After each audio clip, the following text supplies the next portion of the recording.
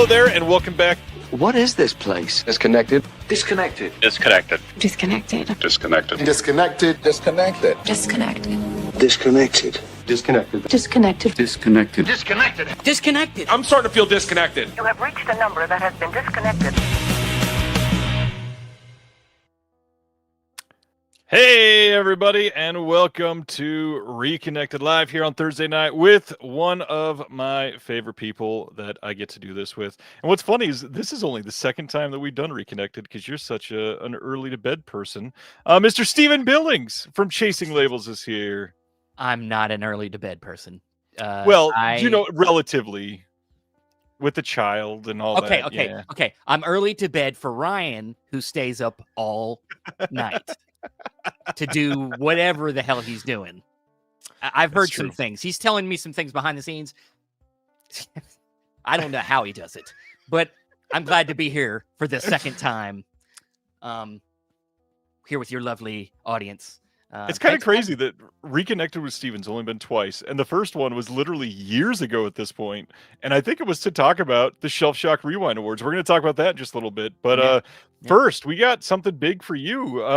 It is launch week of something that you've been working on for what feels like 17 years, roughly, like that. I mean, since I was a small boy, 18 years old, just out of high school. No, so yeah, if you know anything about me, you know I'm on Chasing Labels. Chasing Labels is the main thing I do. But about a year and a half ago, I decided to take a step back from that and not do that main show anymore. Andrew Cabral over there is amazing. He does a great job. He keeps doing that show. I do a couple of the other shows with him over there. So in the meantime, I was starting to think up other ideas because I get bored. Yeah. And so, I have to come up with something new. And I had a lot going on at the house. So I had a new idea that started twirling around in my head. And I wanted it to be something that just really kind of focused on being creative and doing something with a group of people, and something that was a little bit more of a production, not just a live thing or just a simple like review or something like that. I wanted it to be something special. So it took a while. And this guy right here, Ryan, he has been my soundboard for this thing since the beginning. I will call him at random times, especially in the morning times when I'm working. When we're both working. Well, we're both working, but it's okay. We still getting paid. We're not doing anything wrong. We're getting paid. But so yeah. He doesn't know this. He's credited as a supervising producer because he essentially helped me supervise this whole thing.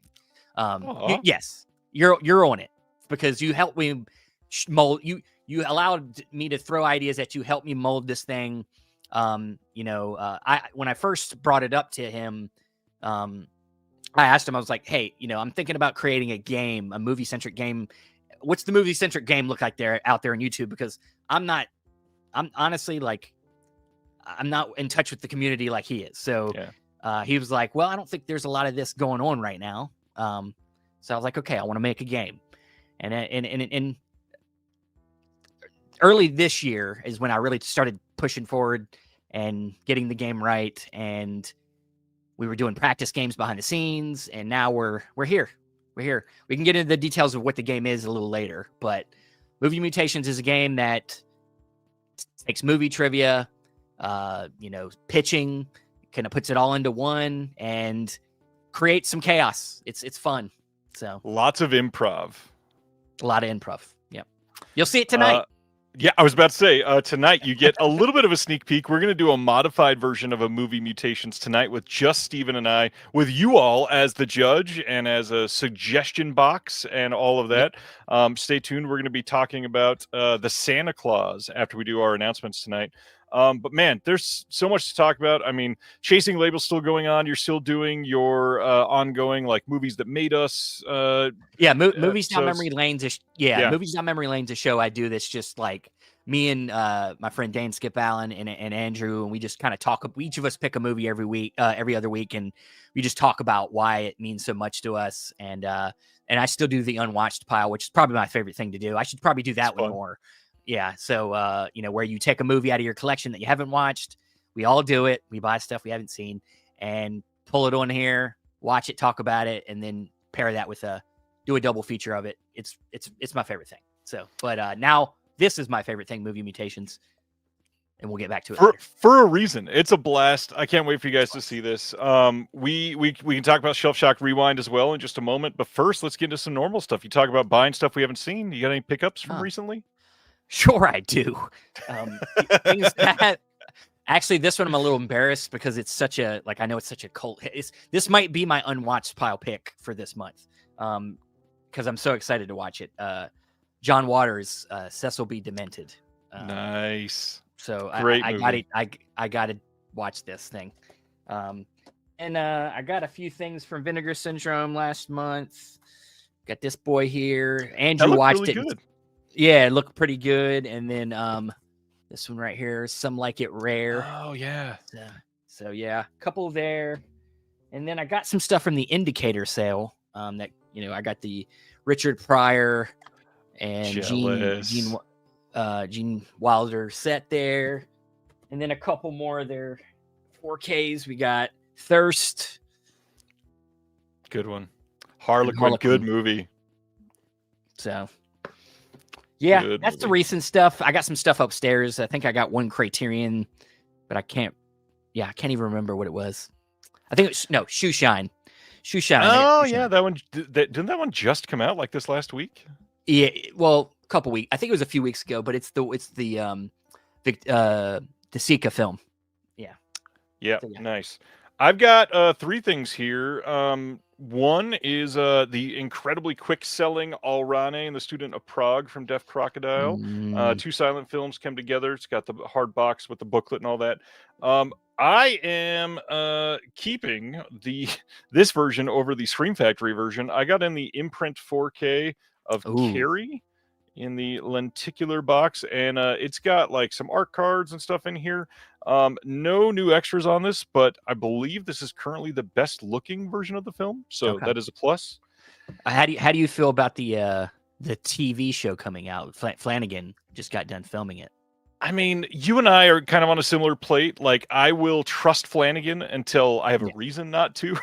Yeah. So he's done a couple things that I don't blindly trust, but until the moment where I knew not to trust it, I did trust it. So cautiously optimistic, I guess. I mean, look, he's like, we'll talk about it later because we're hinting at something you're gonna talk about later. But like, I think most of the time when he's in control, he's gonna put out a pretty good product. I mean, there's maybe like 1 or 2 things I haven't loved. But I think he's got a good mind for horror, and he seems to. Yeah, so I'm excited to see a different take. The remake they did with Hit Girl, yeah, it was okay. It's fine. Yeah.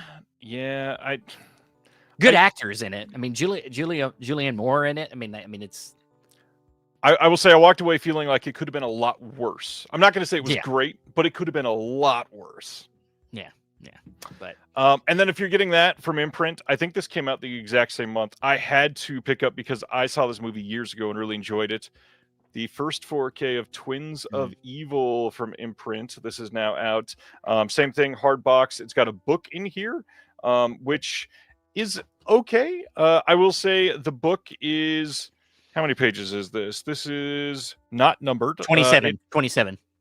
It feels maybe about double that, so good guess.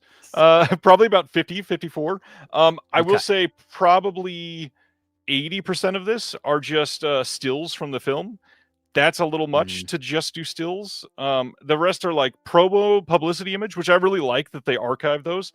But I think we could have done with either like some more things, maybe an essay or 2 would have been great. It's a good movie. I mean, that's yeah. I unfortunately that seems to be happening a lot more.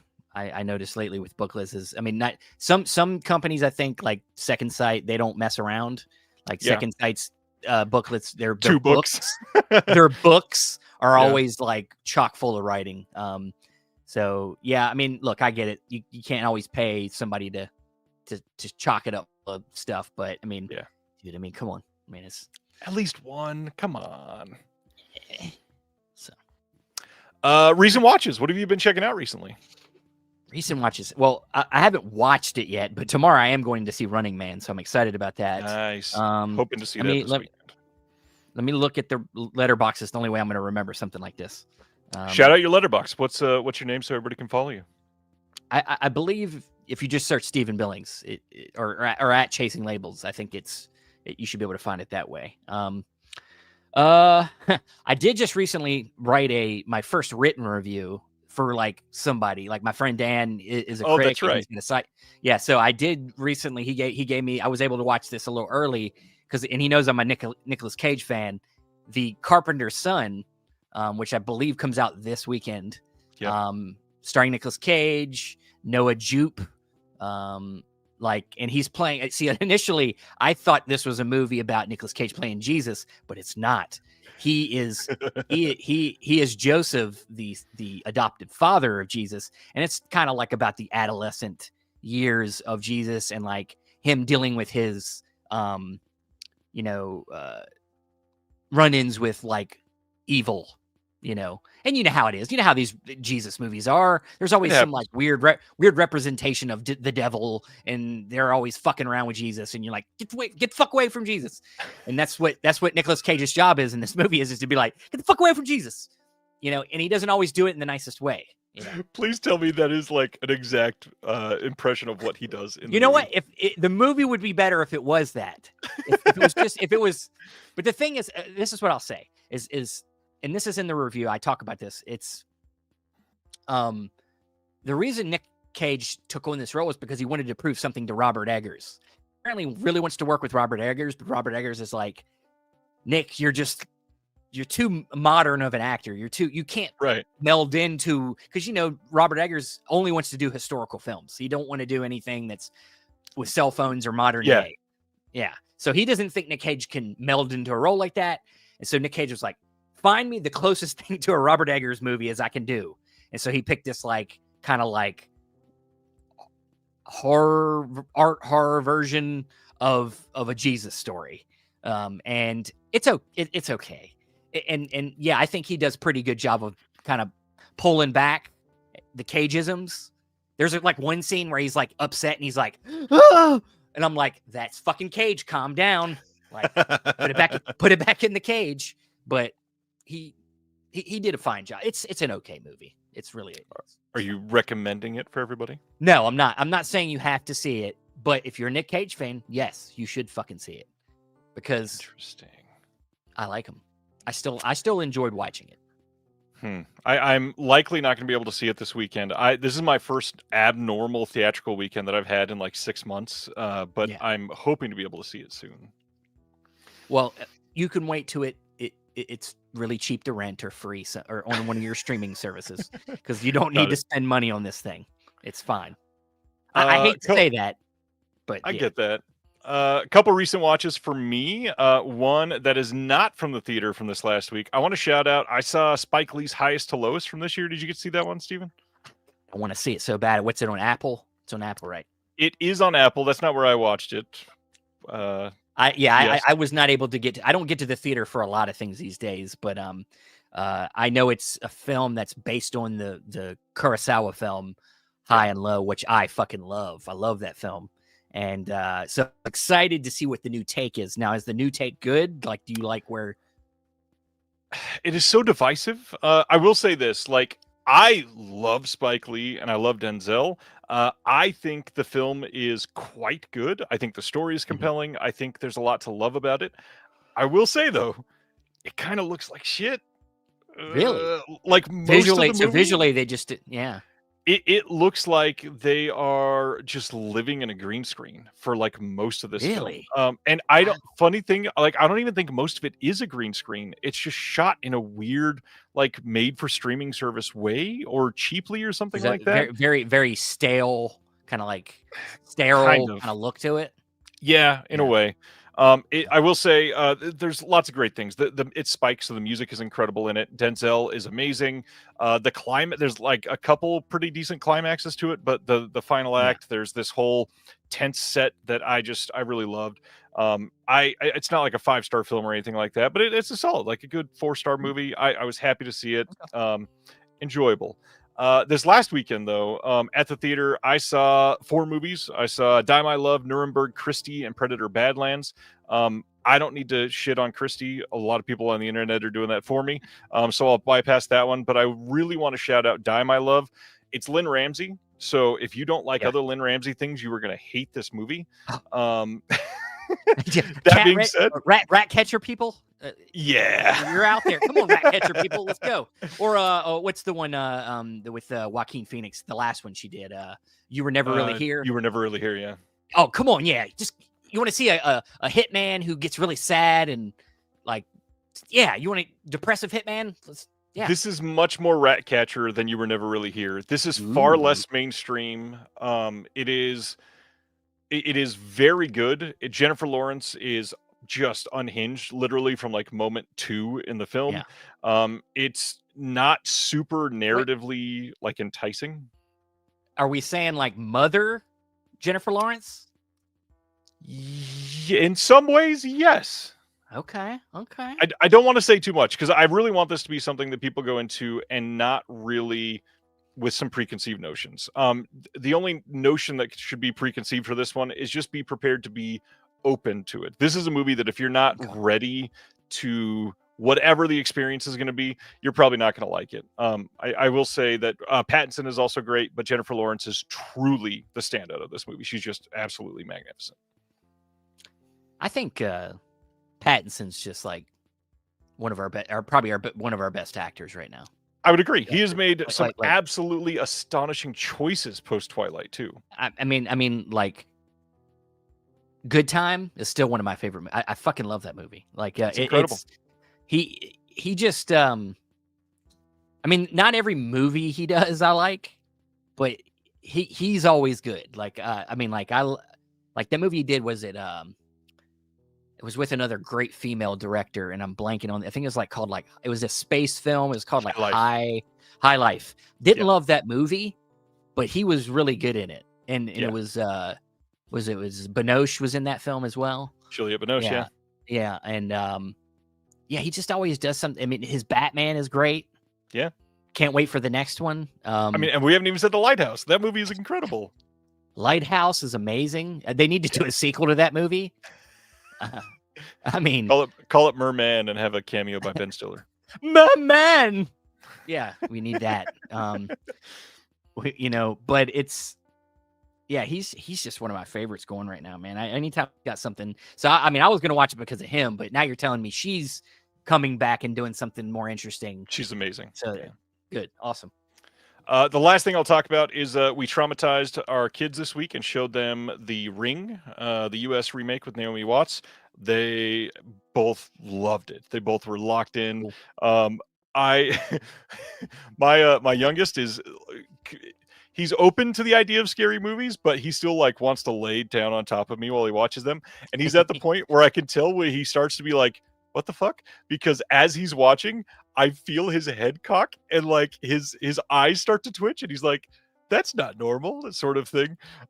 Absolutely love it. Show them The Ring this week, and they've had a hell of a couple weeks. They've seen Halloween, they've seen The Ring, they've seen Signs, they've seen God, and one more big one. Oh, we showed them Crawl in the last couple weeks. Ooh, yeah. You could send them on a fucking roller coaster. You need to let them watch Ring 2, the American Ring 2, so they can be just like, why is there deer everywhere? Like in that opening scene, like that. You just reminded me. The other one was Paranormal Activity. That's the other one they saw too. That one would scare the crap out of them. I feel like that's the one. Because it's so real. You're just like, yeah. Like now we're gonna. How about we set up some cameras everywhere? You want to see what happens at night? Just mess with them. Ronnie's asking if I showed them Martyrs. I mean, that's just the next step. That's the next step. I'm going to wait till they're a year older. Yeah. I mean, it's the next step, though. So once they're okay to see nudity, then they can see what's on the inside, too. I mean, I think that's the responsible thing. Anatomy is important. That is a class in school, so. So that's our normal segments. The other big thing to talk about is Shelf Shack Rewind Awards. You and I were the ones that founded this together. We've done it is it three? Yes, this is about to be the fourth one coming up in February. We've done it 3 times. Steve and I started this. We both somehow at the same time were kind of formulating the same idea. And Steven was like, "Hey, do you want to listen to this?" And he pitched this idea for an award show. "Hey, hey, Superman, how about we start the Justice League?" No, something like that. Yeah. But it was an interesting, like right at the right time.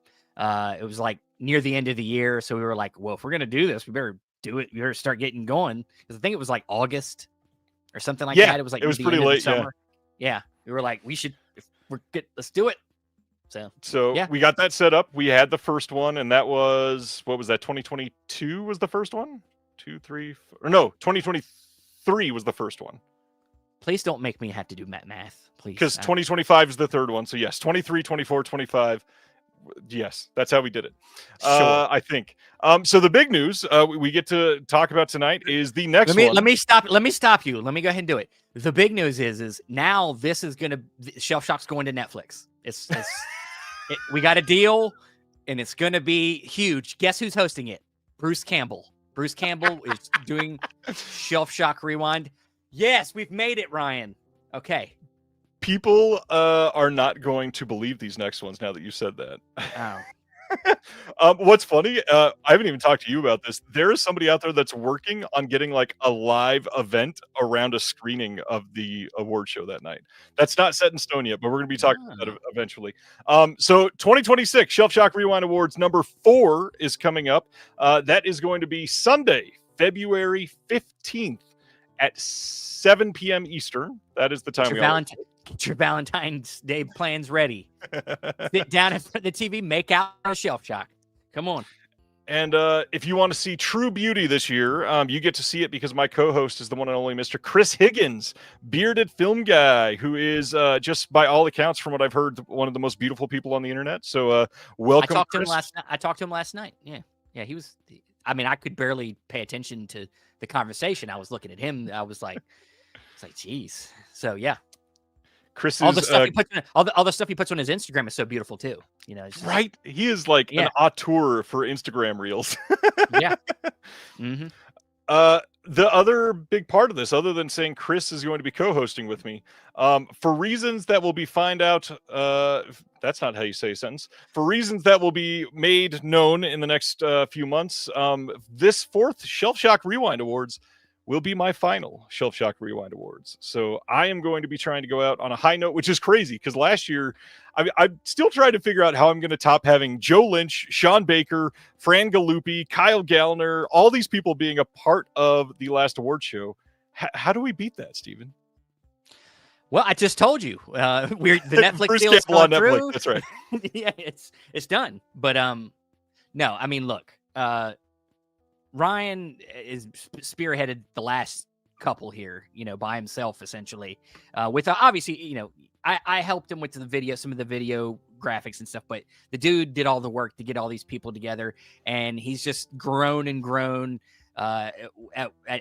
with what he's doing. And he's got other stuff that you don't know about yet that it's way more interesting than Shelf Shock Rewind, I'm telling you. So that being said, Shelf Shock Rewind will not be going away. Steven will be carrying the torch and finding a way to make it work. I'm gonna try, but I didn't say that for sure. But we're gonna try. And I'll still be helping a little bit behind the scenes. Well, this is my plan. This is what I'm thinking about. Is like, I don't know that there's a way for me to carry the torch and have it be lit as well as you lit it. I might have to switch from a torch to a cigarette lighter from a car from 1987. And we could do the show, but it won't have celebrities or as many. And it will have to be done with a lot less skill because I'm not like a guru at like live shows and stuff. But like, I mean, we'll see what happens. I'm not going to say anything because I have Movie Mutations that I'm hoping to continue, and that takes on a lot of work. And we'll see what the future holds. But I think what we came up with and what we did, and if somebody else could do this, we did it. Somebody else could do it, and somebody else start a new show that's called something else that does the same thing, please.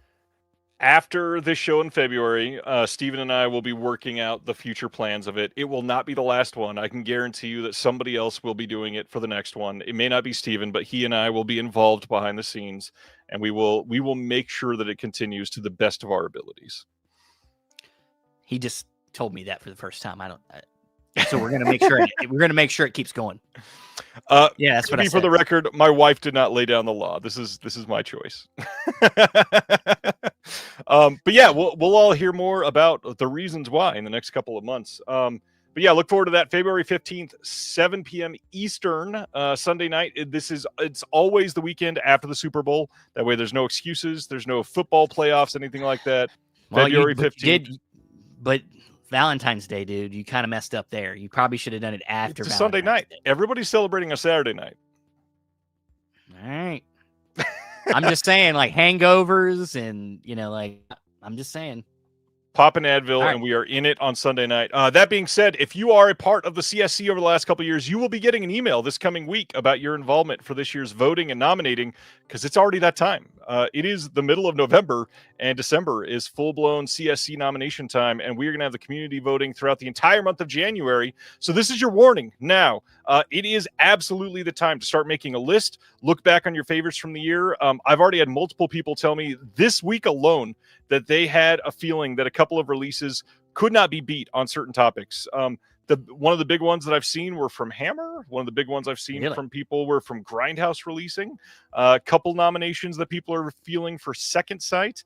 And then at least one for Vinegar Syndrome. So I'm dying to see what people feel like as the best of the year overall, because it's kind of been a crazy year.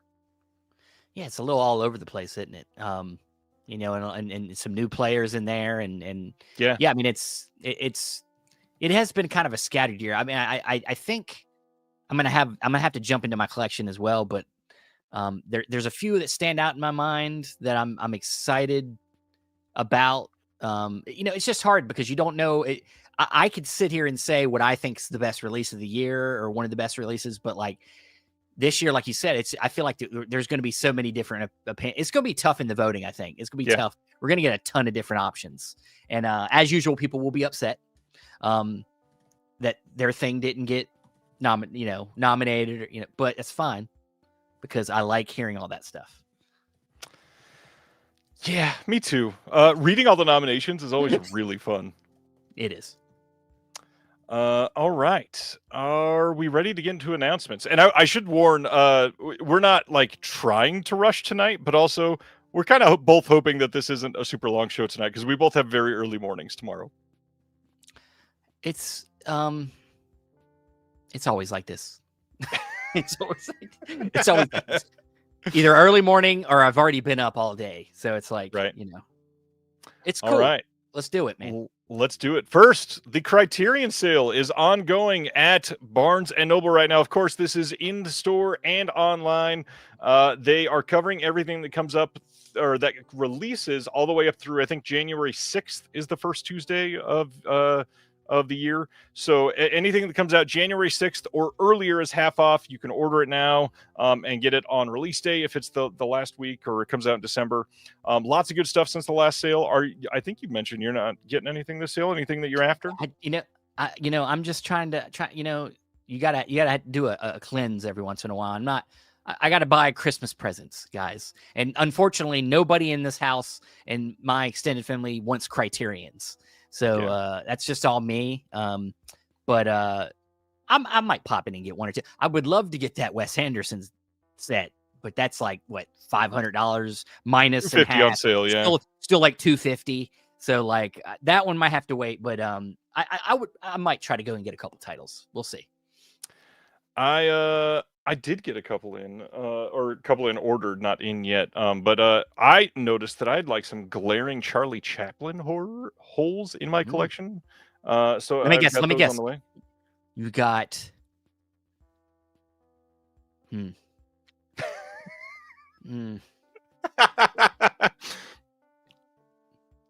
trying to think of the right. This is great for the podcast later.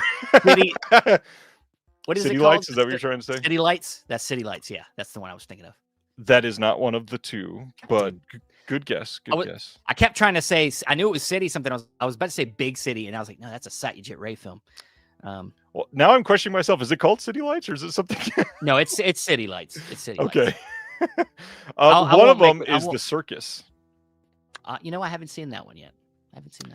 Neither have I, actually. And there you go. KB mentioned the other one. Great Dictator. It's too timely. I had to get it. You so political. God, it's like you work for the government or something. It's a good point. I will keep that to a minimum. I'm sorry. That was not professional. I don't care. I think everything's political. So That's true. What are you, Twitter? Let's go to the next announcement. We finally got new announcements from Chameleon out in Australia. The first one is A Hero Never Dies from 1998, coming on Blu-ray sometime either in late December or earlier January. This is supposed to be pretty good. I've not been able to see this one. It is going to include a slipcase and a booklet with new essay by Tim Youngs. We got a new audio commentary by Frank Jang. We got new interviews on here as well. We've got a new visual essay on A Hero Never Dies by the filmmaker Zach Kloss, new subtitles, and then some archival extras as well. And then the other one that is coming out at the same time is Accident. This one is from 2009. They do some new ones as well. This one has new audio commentary by Adrian Martin. That's somebody you've talked to on your show. Yeah, I know that guy. He also, you know what's funny? I'm sorry to interrupt. No, you. you're good. You're good. I'll say you brought up Adrian Martin. He actually messaged me on Facebook recently to tell me that we stole the title of Movie Mutations from him. Yep. No, it's fun. He wrote a book years ago called Movie Mutations. Not the same thing. Not talking about what we're doing. But yeah, I got to be honest. It would be hilarious if Adrian Martin wrote a book called Movie Mutations about the show idea. So if we took, how did he do that? If we took this Buñuel film and we subbed in Gene Wilder, like son of a bitch, I did steal it. How did I do that? On Accident, on Accident is how you stole the name too. But on the film Accident, we've got a new interview with the director. We've got a new visual essay on this one as well by Zach Kloss. New subtitles, reversible sleeve, and some archival extras. Looks like a good set of releases from them. One of these also has a soundtrack limited edition where you can get the CD soundtrack with it. I believe it's Accident that you can get that one as well. Pretty cool. Yeah, that's Chameleon. They've been kind of dormant for about a year. Yeah, and they're part of the, some of the earlier releases. They're doing a lot of Johnny Toe. A lot of Johnny Toe. He's getting a lot of love lately. I think the only thing I've seen of his is Throwdown, which has got a Criterion. Movie. But I need to get into more stuff. So, well, and A Hero Never Dies is a Johnny Toe film. So look at that. You got another one if you want it. I got to get it. Next up, one of the weirder releases of the week, February 24th this coming year, MVD Rewind is putting out Spaceballs, the totally warped animated adventure series, on DVD in 2026. They don't have HD files for this, and they still chose to put this on a DVD. They could have done it SD on Blu-ray, but no, they're putting this on DVD in 2026.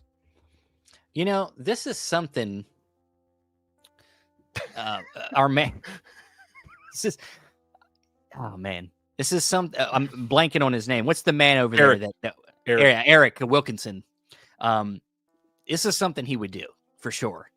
Like the dude is he's a character, and he's obviously like he loves physical media, and I think he looks at this as also like a way to make it more retro. Like put it on DVD. Maybe it cuts costs. I don't know. I agree. The funny thing is, Blu-ray. They could have put the entire season on one Blu-ray. Probably. I don't know. I'm not going to complain because I'm personally not going to purchase it. That being said, I've heard this is garbage anyways. If you like it, I hope you enjoy it. It's somebody's favorite. It's not mine. Yeah, I mean, yeah. Good luck, Eric. We'll go to the next one. Oh, and by the way, it is in a Blu-ray sized case, so it will match up with your MVD Rewind collection if you're buying all of the spines. That's important. It is important to at least 17 people. Coming on January 20th on a 4K release and a separate Blu-ray release from Cult Epics is the rather incredible Nobuhiko Obayashi film, The Girl Who Leapt Through Time. This is from 1983. This is adapted from a book that inspired the anime film as well that came out in like 2008, I think it was. This has a brand new 4K restoration of the film from the OCN. We have got a new audio commentary by Alex Pratt. We've got a new visual essay by Alex Pratt, which is the second of his pieces on these 4 releases that we worked on. We got a new visual essay by Max Robinson, who is the biographer for Nobuhiko Obayashi. We got a bunch of extras on here from some archival extras. The art here is amazing by a friend of the show, Sam Smith. I had a lot of people ask me why all 4 films were not in 4K. This is the only one that we could get 4K elements for. The other 3 did not have anything that we could put out on 4K. We did the best we could. I tried to fight for as many as we could. They just couldn't get us a 4K scan. And Japanese distributors and rights holders are very stingy with some of those things. And Katakawa specifically, which is the producer for this, they literally only have a 4K scan for this one, and that's all they were willing to do, sadly. It's weird, man. Since the last time I was on here, you're over here talking like you're on the inside talking about this stuff. It's weird. It's so weird. Life has changed quite a bit for both of us there, Steven. You've grown up so fast. You've grown up so fast. On that note, how's the kid? Oh, she's amazing. She's I can see her right now. She's asleep, so she's amazing. Yeah. It's the best kind of kid. She's always slept well, and no, she's amazing.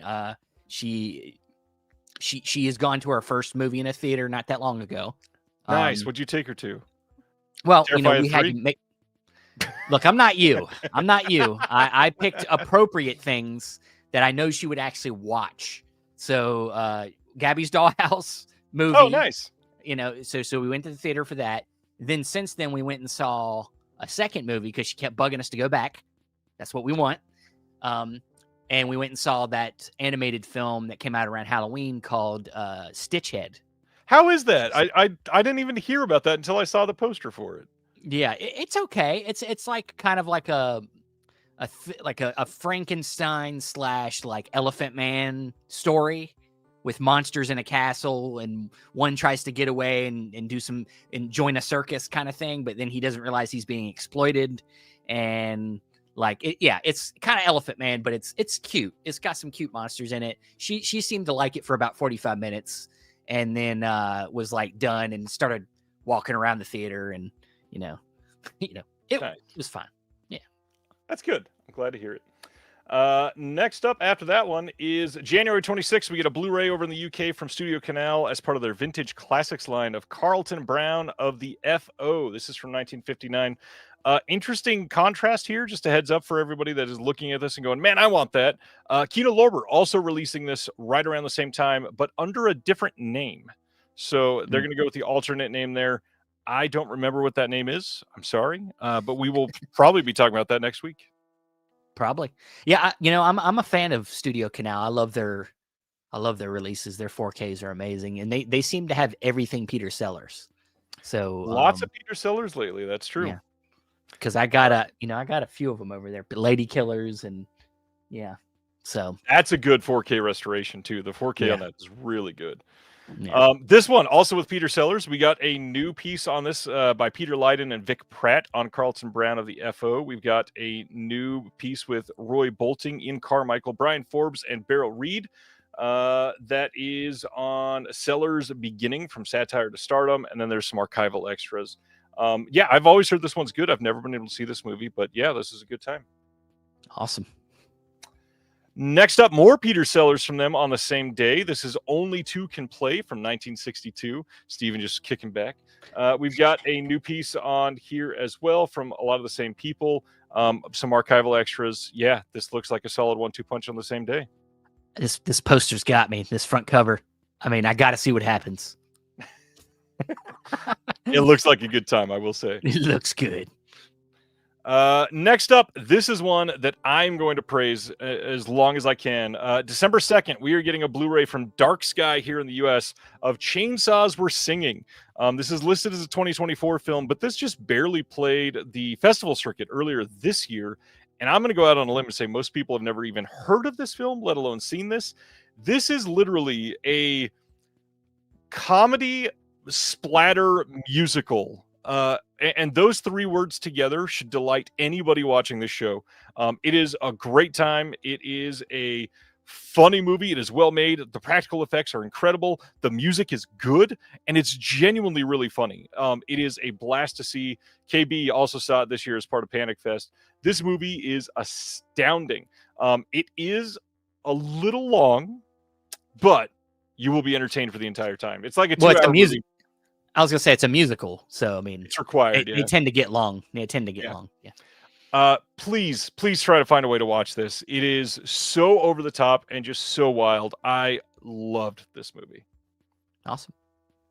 Next up is from Luc Besson. He is putting out Dracula from this year. This is coming on December 22nd on Blu-ray in the UK from Signature Entertainment. We've got some new interviews and featurettes on the disc because it's a brand new film, of course. Luc Besson getting a lot of love right now. He's got that Sony big collection that just came out. A lot of 4K and then a couple titles that are in Blu-ray only. I will say just some warnings on that collection. I'm hearing that might be... like, I don't want to get FOMO going, but limited in a way that if you're after it, you might want to buy it sooner than later. It has already dropped quite a bit on Amazon. Earlier today, it was down to like 170. I think you can even get it on eBay from Sony themselves for like 165, but it's probably not going to be around for too long from what it sounds like. Yeah, I'm back and forth on Luc Besson. He's fine. I mean, he's made some good movies, but I mean, what did he think? Like, oh, I'll make a Dracula movie because everybody's making a Frankenstein movie right now. Like, what's it? I mean, he's made some good movies. He's also been accused of a lot of really terrible things. And I know, yeah, that too. Yeah, but I won't linger too heavily on this. What's the one he did recently that was the big sci-fi one? It was like.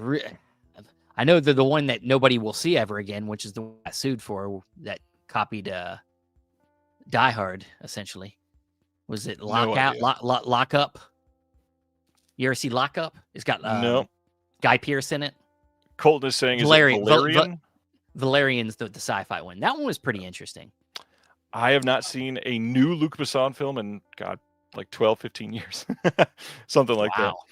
So since like the Taken movie, the first Taken movie, somewhere around then, yeah, probably. Yeah. The timeline is all messed up in my mind. Let's keep going. Coming soon on Blu-ray from Kino Lorber is A Man Could Get Killed. That is a great title. This is from 1966 and stars James Garner and Sandra Dee. No actual information on this because it's just one of those. Hey, eventually we're going to release this title. But yeah, James Garner pretty good at what he does actually.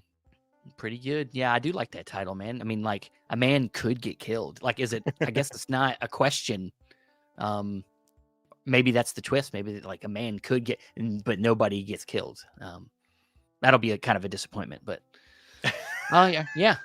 But yeah, I mean, good cast.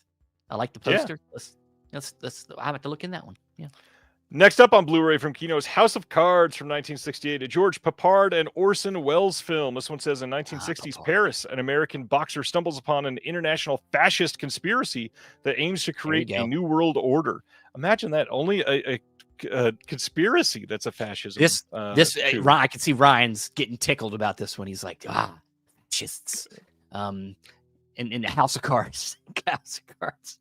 It's not that political. It's not that show. It's not based on that show. Not based on that. Okay, so no Kevin Spacey and just Spacey fascism. So Steven's favorite. Got it. It does have Orson Welles.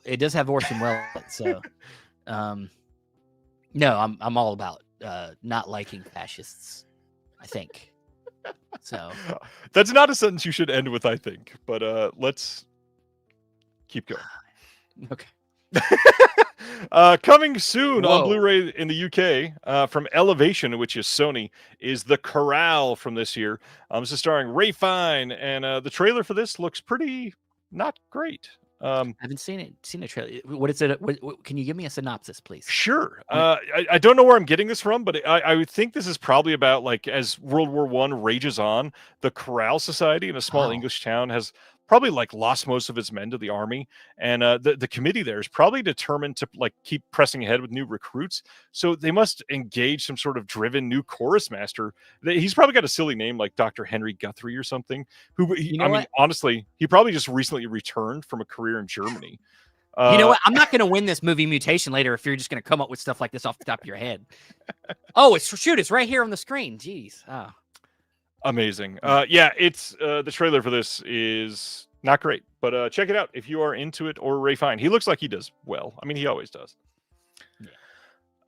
This one, December 15th on Blu-ray in the UK from Last Slate Video. We just talked about them for the first time last month. This is their second round of announcements. They are putting out Snapdragon from 1993, starring the one and only Pamela Anderson. So you got two reasons to watch this film. This was already released in the US by MVD just a couple years ago. I'm willing to bet this is not a new scan or anything like that. This is probably that exact same release. As far as I can tell, we've got a couple new extras, but no real reason to get this, especially if you're in the US, because that MVD release is still out there and very cheap at this point. So if you're after this film, check it out. If you're after this and you're in the UK, Last Slate Video, they got you. Yeah, the Pam Anderson train's probably not stopping anytime soon. They're going to milk all that Pam Anderson out since she... Should we use the word milk here? I mean, you can. You can take from it whatever you will. I'm just saying, she had a movie come out this year, and now it's time to get all our old movies out. I apologize. I was not paying too close attention to the chat for just a second. I'm going to go back to the corral. This might be the funniest comment of the year, and nobody else is going to see this because hardly anybody has seen the film The History of Sound. But Colton in the chat says, this sounds like the straight version of The History of Sound. And oh my God, this is the most accurate thing that you could have ever said. I watched the trailer for this and went, ooh, this looks quite vanilla. So yeah, this is the straight version of History of Sound, and that is officially canon. Thank you, Colton. Everybody send super chats to Colton only. That was amazing. Colton, you're amazing. Carrying right along. The next one from Last Slate Video. They don't have a release date up for this, but you can pre-order it. The Stranger from 2022. This was a movie that I struggled to even find a release date for because there are so many films with the words The Stranger in the title, and I could not find it, but I finally did. This one is directed by Clark and Gerard. It looks like Gerard, but I don't know here. This is a British horror movie made on a shoestring budget, but easily can rank alongside other genre movies from large studios, or so their copy says. If anybody's seen this, please let me know. I've never even heard of this. There's a couple extras on here, but nothing huge. Behind the scenes video. They've got a video nasty version of the trailer and then some art cards. But yeah, had never heard of this movie. How about you, Steven? It's like it's a stranger to me. It's strange to you. I get it. It's strange, and yeah.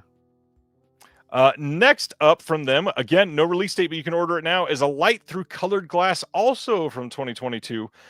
This was finally completed in 2022 after a 2.5-year production, mainly due to the COVID lockdown.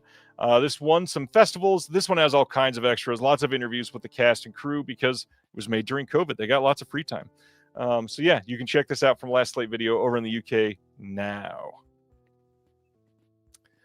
Next up, December 16th, here in the US from Blue Fox Entertainment is Mr. Dress Up, The Magic of Make-Believe. This is a documentary about a Canadian children's programmer, kind of like Mr. Rogers. Say Mr. Rogers? Yeah, I've heard this is really great. The documentary is supposed to be great. Have not seen it. Had you ever heard of Mr. Dress Up? Hell no. But now, okay, so I'm not just ignorant. Got it. No, dude, I'm all over this. Where's the Canadian International Picture release of this? Well, they can't release it now because this is coming out in the US. So good luck, guys. I do want to see this. I might check this out. Ronnie says, I have a Canadian friend who's very excited about this. That's good to know. Well, maybe I'll show this to my children. You know, like if I have another kid, my child won't get Mr. Rogers. Will get Mr. Jessup instead. Craig says Canadian Mr. Rogers. That's way too much nice. That's pretty funny. Or maybe it goes the other way, Can I just say it's hilarious that we're going from Canadian Mr. Rogers to Adam and Eve with these giant red circles on the cover. We are starting to get separate announcements for their Black Friday sale. We're going to be covering 4 of them tonight. First one is Adam and Eve from 1983. We talked about this one semi-recently because this was during their pop-up that they did. I think it was September, October.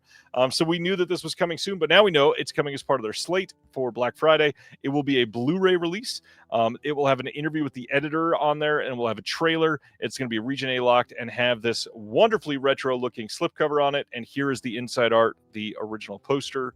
I've heard this is fun, especially with a group, but most people have never seen this one. This one's not been super easy to see. No, I've seen Blue Lagoon, but I haven't seen this. Good to know. Let's talk about a frustrating announcement from this week. January 20th, we're getting a 4K Blu-ray and DVD release here in the U.S. of One Battle After Another, the brilliant Paul Thomas Anderson film from this year. That being said, you may not want to buy this, especially if you're watching the show, because this release that's coming out is not going to have any special features.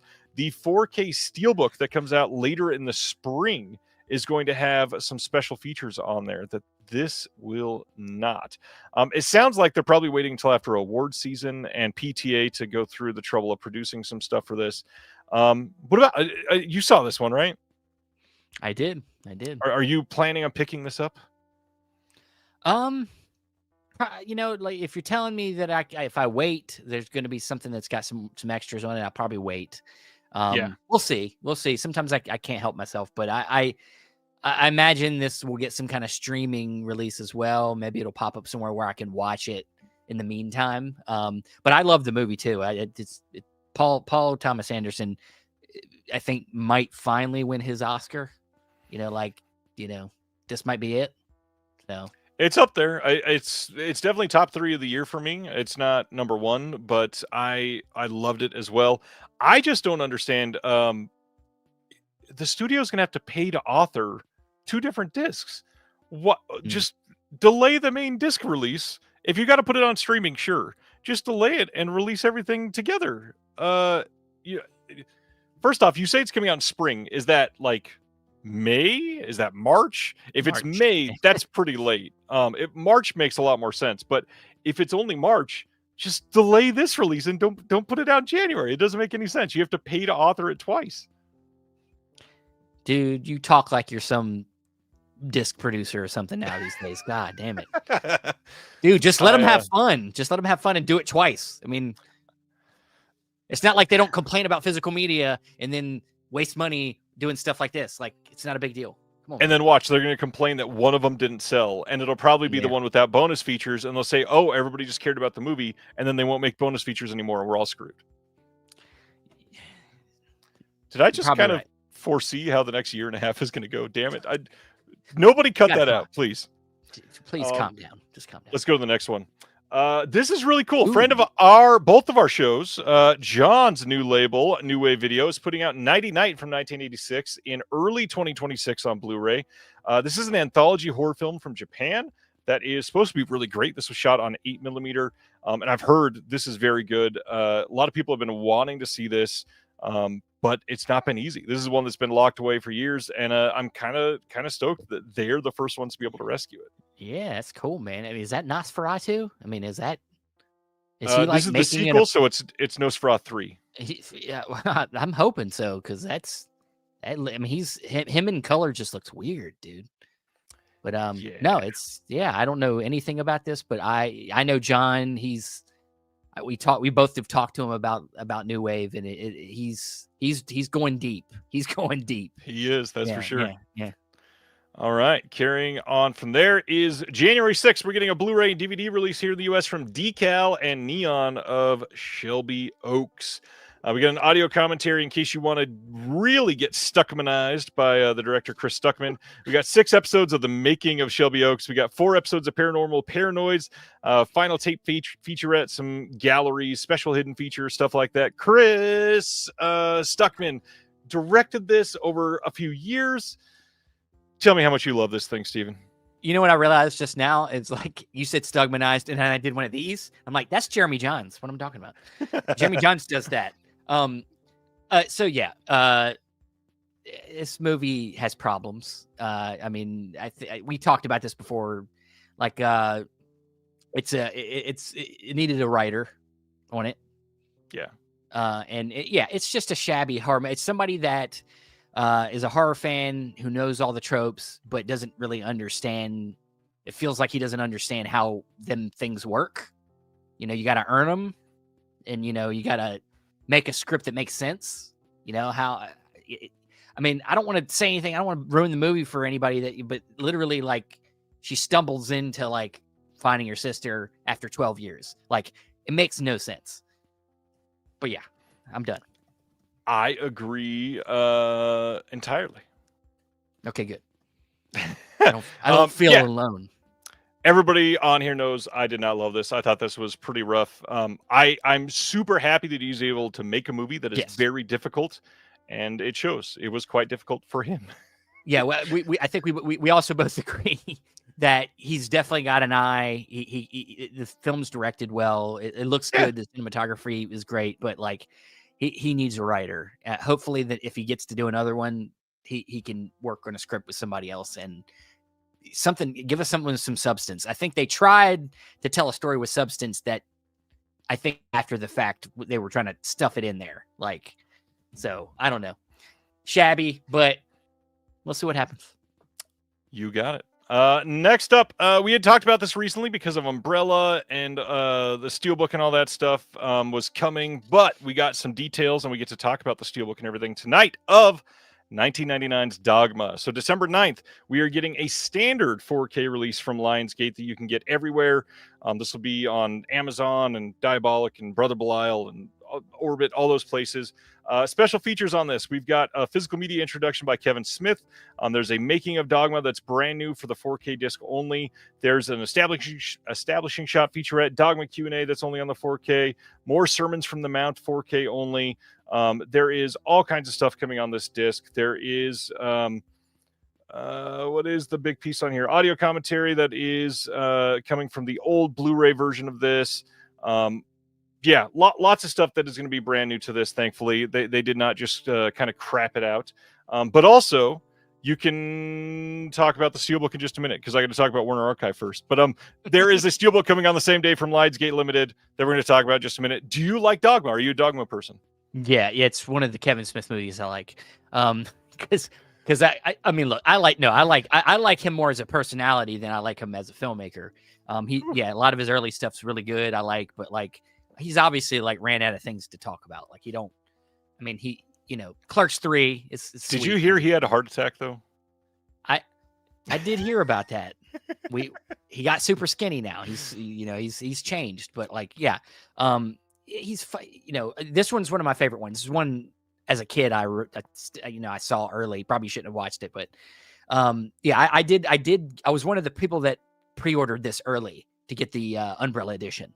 So I'm one of the people. So I don't need this, but I'm excited to get it in my hands. Yeah, I've been wanting to get this on physical media for a while. So I will talk some more about the extras on this when we get to the Steelbook. But first, let's talk about Warner Archive. Coming on December 16th, we got a Blu-ray release of the Hanna-Barbera series, Lippy the Lion and Hardy Har Har. This is 52 episodes taking place from 1962 and 1963. I barely remember seeing this, and I will absolutely be purchasing this at some point. Oh, really? Wow. I adore their animation releases and have to have every single one. And to go with it, one that I remember a lot more is Wally Gator, the complete series, which is from 1962 to 63 and also 52 episodes. Both of these are 4K scans from the best preservation elements. I love that they're doing these. I love that these are going to be super high quality. Warner Archive, keep it up. You're doing incredible work. You and Andrew are on the same level. He gets all these releases. So yeah. I mean, you have to. They're kind of masterpieces. I mean, you're making me want to get them, but I'm trying not to, man. Calm down. I will say we are getting kind of like close to the end of Hanna-Barbera that they need to release. There is a couple more Scooby-Doo things that they need to do. There's a couple more lesser characters that are kind of like Wally Gator that are very small. But I think we're down to less than like 10 properties that they haven't done on HD, which is kind of amazing that we're still getting these in 2026. So thank you, Warner Archive. Please don't stop until you're all done.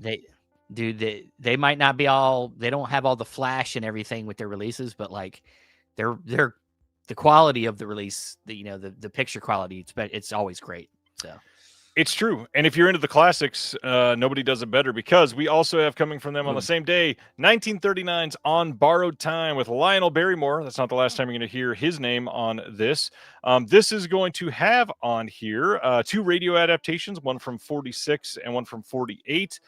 There is going to be a classic MGM cartoon called Wanted, No Master, and then a classic MGM Fitzpatrick Travel Talks short called A Day on Treasure Island, and the original trailer. This is not a movie I know anything about. Is this a Steven movie? No. I like, once again, great title on Borrowed. I like that title, but no, I don't know anything about it. Is a good name.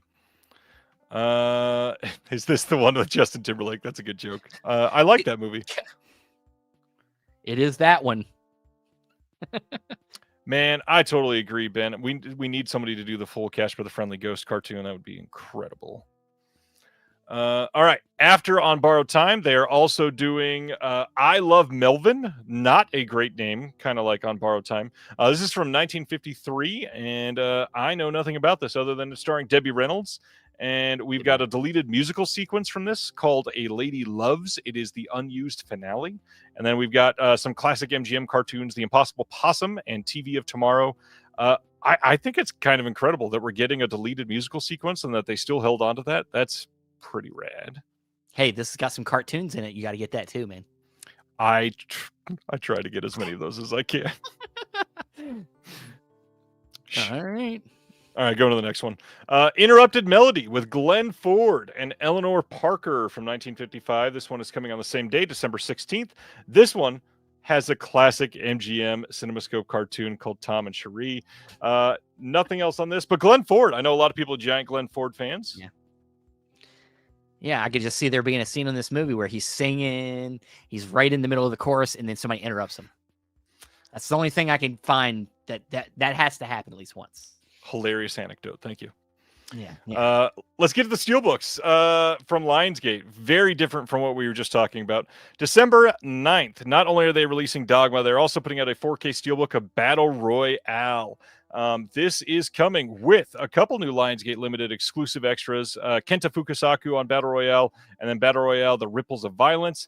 You can also buy it in a bundle with this shirt that they tried to make it sound really awesome. It's a nice shirt, but they're like, look at the color in blood red, and it's a premium shirt. What's odd, though, you don't get to choose your size. It's extra large or FU. Yeah. So I guess you're not getting one? I am not getting one. The extra large would it would be an elbow bandana or something. I was gonna say it would be like you would be like Patrick Swayze in Roadhouse. You'd just like 10 shirts, just like yeah. So I just finally was able to fit into the Psycho Gorman shirt, though, so maybe someday. Dude, you got a Psycho Gorman shirt? I didn't even realize. I do. Can't see it. Yeah. Oh my god, it's amazing. Oh, where did you great get shirt. that? Rucking Fountain. Nobody should support them. I don't love that company.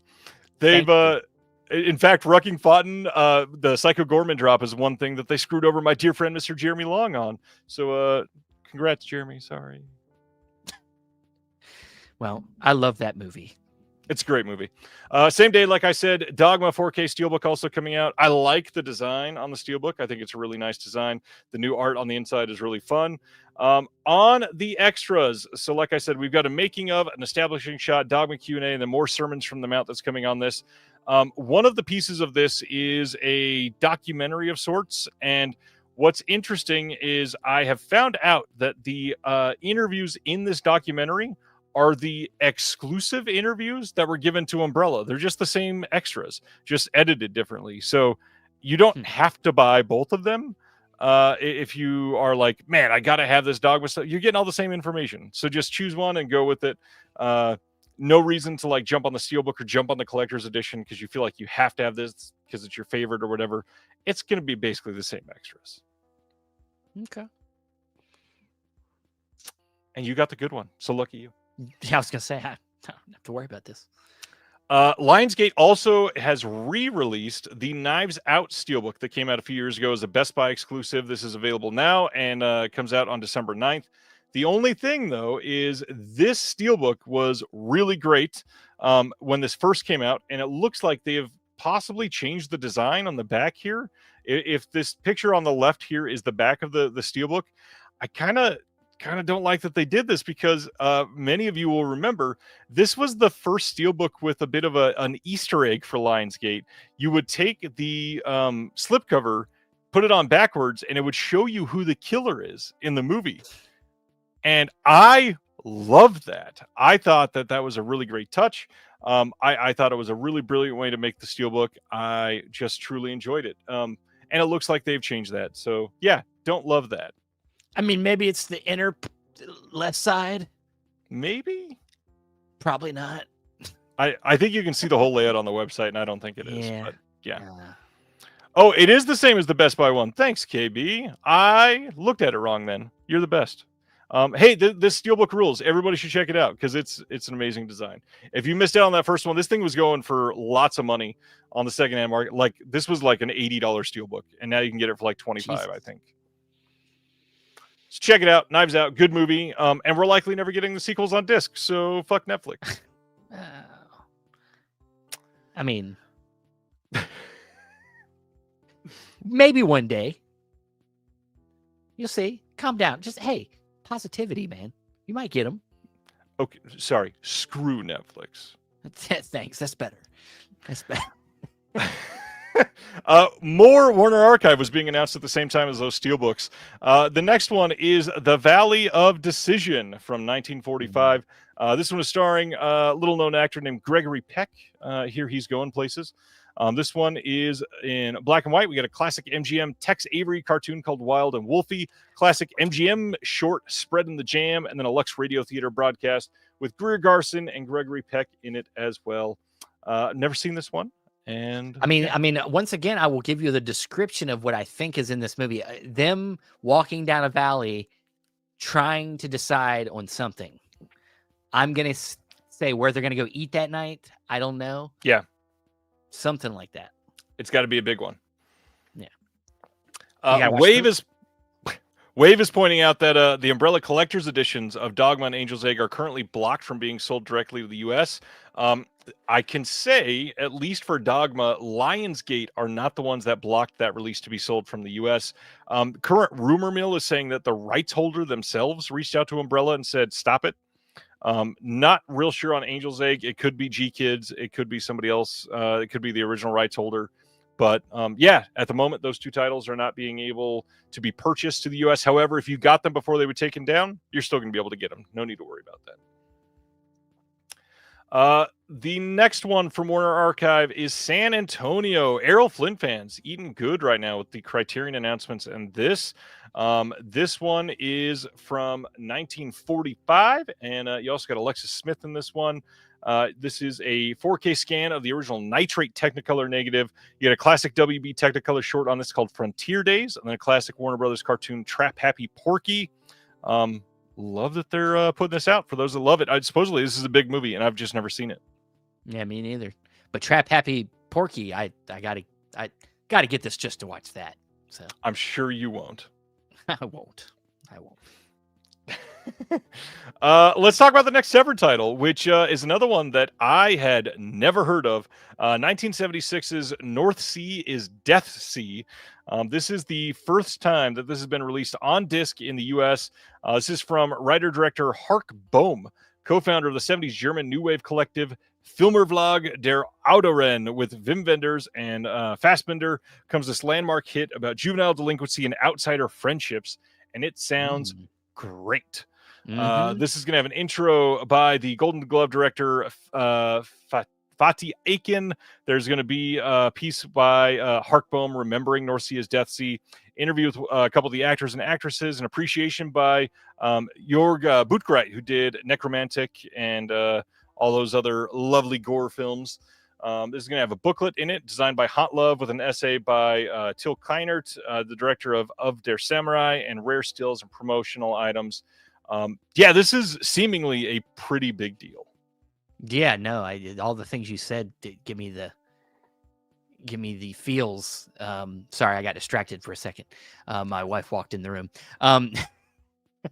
But no, yeah, this looks great. I mean, Fassbender and vendors involved in this. I got it in the description of what this is about. This sounds amazing. And I love this cover. It is a nice cover. I should point out, Wim Wenders was not involved in this. He was involved in a film group. Okay, so I really wasn't listening to you, apparently. No, I found that out last week. Nobody that does the show with me listens to me, so that's totally fine. Really? Oh, okay. So well, then you're fine then. Yeah, last week Will was on, and I said actual sentences 4 times, I think it was, and then he asked me the question that I had just answered. So yes. Hey, I've only messed up once, so I think that we're only just took an we're hour. Only an hour 10 into this. Yeah. So, Great minds. Yeah. Here we go. Man, this one looks really great. Studio Canal over in the UK putting out a 4K of Hammer's Fear in the Night from 1972. This has been released previously on Blu-ray multiple times over, but this looks like a really solid 4K release of this. You get a booklet. This will have new extras. I love the limited edition new art that they've got on this. I'm kind of a sucker for these releases, and it's the UK. Hammer doesn't have the rights to this film, even though it's a Hammer film. This is one that Studio Canal has, and everybody seems to be asking, well, how many is Studio Canal going to put out? They have the rights for 12 to 16 Hammer films, something like that. This is only number 3. You can expect 4Ks of all of those Hammer films coming in the next couple of years, guaranteed. Awesome. Yeah, I haven't heard of this one. It looks like he's got lemons on his eyes. Is that I know it's just glasses, but I mean, Yes. We will leave it there. Peter Cushing is in this. Joan Collins is in this. Solid movie. Check it out. Yeah. What is this? Oh, shoot. Oh, dude. I know the story about this one. I'll take over from here, Ryan. No, yeah. So this is just, dude, you've never seen him smaller than in that image right there. As the mayor of Munchkin. Yeah, so I had some fun with this. But yeah, this is the thumbnail for our premiere of the episode 1. And it'll be fun. These 2 guys, Johnny Pomato and Julian Morgan, are our first 2 players, mutators as we call them. And they did a great job turning Wizard of Oz into something else. You'll see. Can't wait for everybody to see it. Let's continue on. Fun City putting out a Blu-ray release of Patty Rocks from 1988 in early 2026. This starring Chris Mulkey, and supposedly this is fantastic. Somehow I've missed this one. It is absolutely top of the list now for me. I've been dying to see this, and looks good. I'm a Fun City Editions fiend. I get all their stuff, so I'll be all over this. Yeah, Jonathan is great. I just clicked away, so let's find where we were, because I am an idiot. I apologize. Of course, we left off on Kevin Spacey. January 6th, we got a Blu-ray coming of K-Pax. K-Pax Demon Hunter. Wait, K-Pax is the full name of the title. Audio commentary by the director on this, making of some other featurettes. Nothing crazy. Imprint just announced this on Blu-ray, and now we've got the Kino Lorber one here. Are you a K-Pax stan? Maybe when I saw it the first time when I was 12 or something. I don't remember. I haven't seen it in a long time. So I never saw it. Supposedly it's okay though. Yeah. I mean, it's Kevin Spacey, man. I mean, he's a super popular guy. That's exactly how I would explain him in 2025. Yes. Yep. Carrying right along, A Bay of Blood is the next Severin title. This is coming on 4K as part of the Black Friday sale. My God, this package. Yeah. Let's break this down. So we have 5 different discs in this. Disc 1 is a 4K of the English version of the film. We got a commentary with Tim Lucas. Disc 2 is a 4K of the original Italian version of the film. We got a trailer on that one. Disc 3 is a Blu-ray of the English version. We got that commentary with Tim Lucas. We've got an interview with Lamberto Bava. We got an interview with Nicoletta Elmi. We've got an interview with the assistant camera operator. We got an interview with Stephen Thrower talking about Bay of Blood.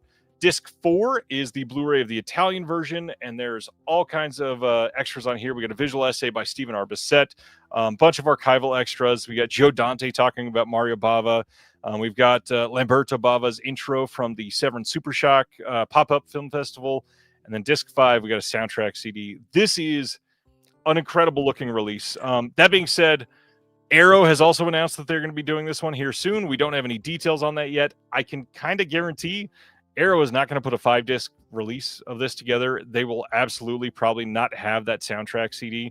So if you are like, Bay of Blood is one of my favorite films of all time, you're probably going to want to get this one over the Arrow one. That being said, if you want to save a little bit of money, the Arrow one will likely be cheaper. What are you planning on doing there, Steven? I always pay the most for things. So this one, yeah. Yes, I love Severn's. Severn's a favorite. I get whenever I can. I'm a box set guy, and all their box sets are amazing. And this is essentially a box set of one movie. So 5 discs for Bay of Blood. I love that they're doing it. I think this is slightly better than the Shout Factory release of Bay of Blood. That was a joke because obviously it's blowing it out of the water. But I mean, the art on this looks incredible. I loved what they did for this. Oh, yeah. All right. Going to our next one. We got some details on Roofman from this year. This is coming on 4K and Blu-ray combo, and then a DVD release here in the U.S. from Paramount. This is going to have some featurettes, piece based on the actual events and terrible decisions. There's Chasing the Ghost, the director's methods, a good place to hide, driving lesson, choir practice, some deleted and alternate scenes. Did you get to see Roofman this year? Dude, I wanted to see it, man. I mean, it's a superhero movie, right?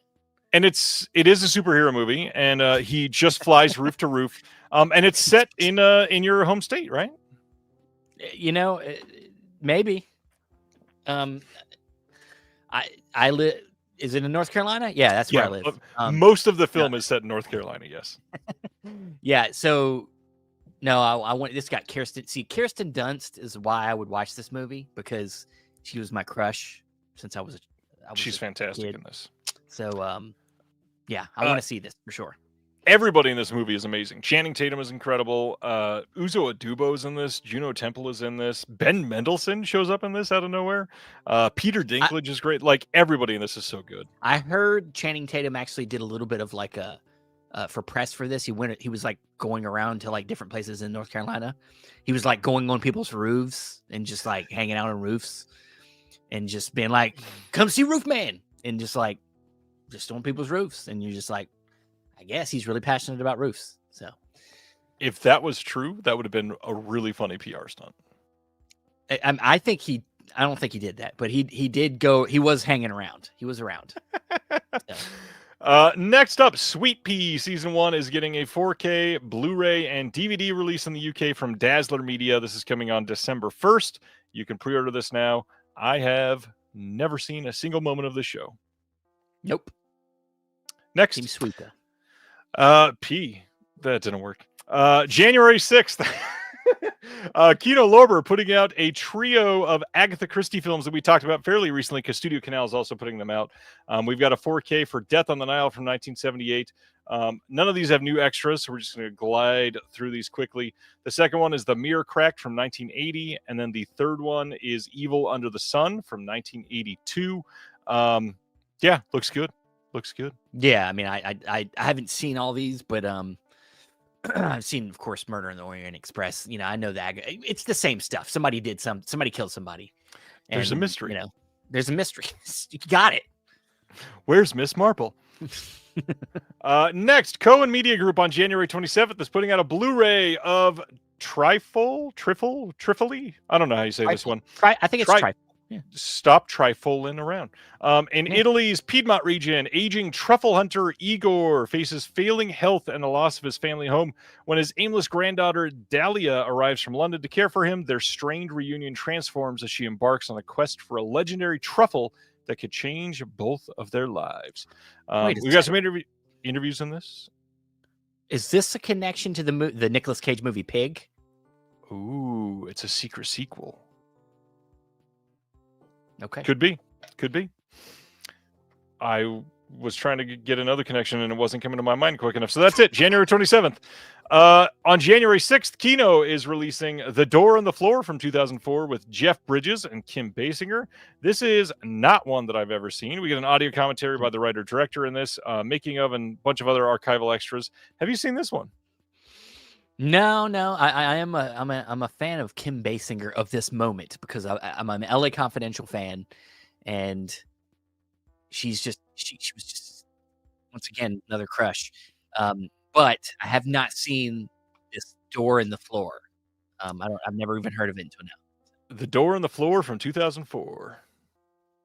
That's cute. That's cute. I like that. You wrote a song, Ryan. See, he writes songs now. Look at that. Let's talk about one of the other odd releases from this week. Severin announced their fourth title for their Black Friday sale, and it is the Crippled Masters from 1979. Now, this art on the front is probably going to look quite familiar to you if you paid attention to physical media over the last year, because Film Masters released this. But if you look in their announcement, Severin says, the official North American disc premiere with 3 hours of all new special features. What does it mean, Steven? What does it mean? As it turns out, Film Masters thought this was in public domain or took a risk or whatever. They essentially released a bootleg. This was not a licensed release that they'd put out. So now they can no longer sell it. There are a bunch of retailers that still have the Film Masters version. However, this is the first official release of this film. We should also point out, too, that the Film Masters version of this was taken from a German print, a theatrical print. The Severin release is done from a 4K scan of the Inner Positive. This is going to be a massive step up in picture quality. You've got brand new extras, including an audio commentary by Frank Chang, an audio essay by Lovely John. You've got Unleashing the Legends, the Godfathers of Kung Fu Distribution, an interview with Temple of Schlock's Chris Paggiali. You got the original trailer and then the New Line trailer. This will be a great release. However, I know a lot of people got that other Film Masters release, so this is a tough one. Well, I mean, look, guys, you know the name of the game. You just buy it again, okay? You buy it again, and then you buy it again in 3 years when they come out with another one, okay? Don't listen to the devil on your shoulder from over on the other side of the country. Steven does not dictate your purchases. I don't. Don't listen to me. But if you want it, get it. If you love it, this will look very good, I'm sure. Another one that will be very expensive if you want it.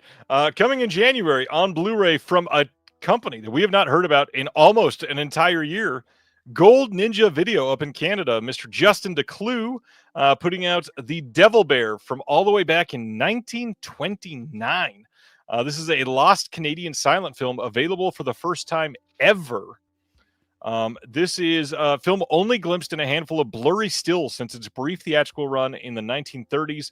Golden Ninja Video is proud to present this lost Canadian silent to the general public for the first time with a brand new 2K scan provided by the Library and Archives of Canada and a simian-sized amount of special features about the amazing story behind the making of the film and why it has never been available until now.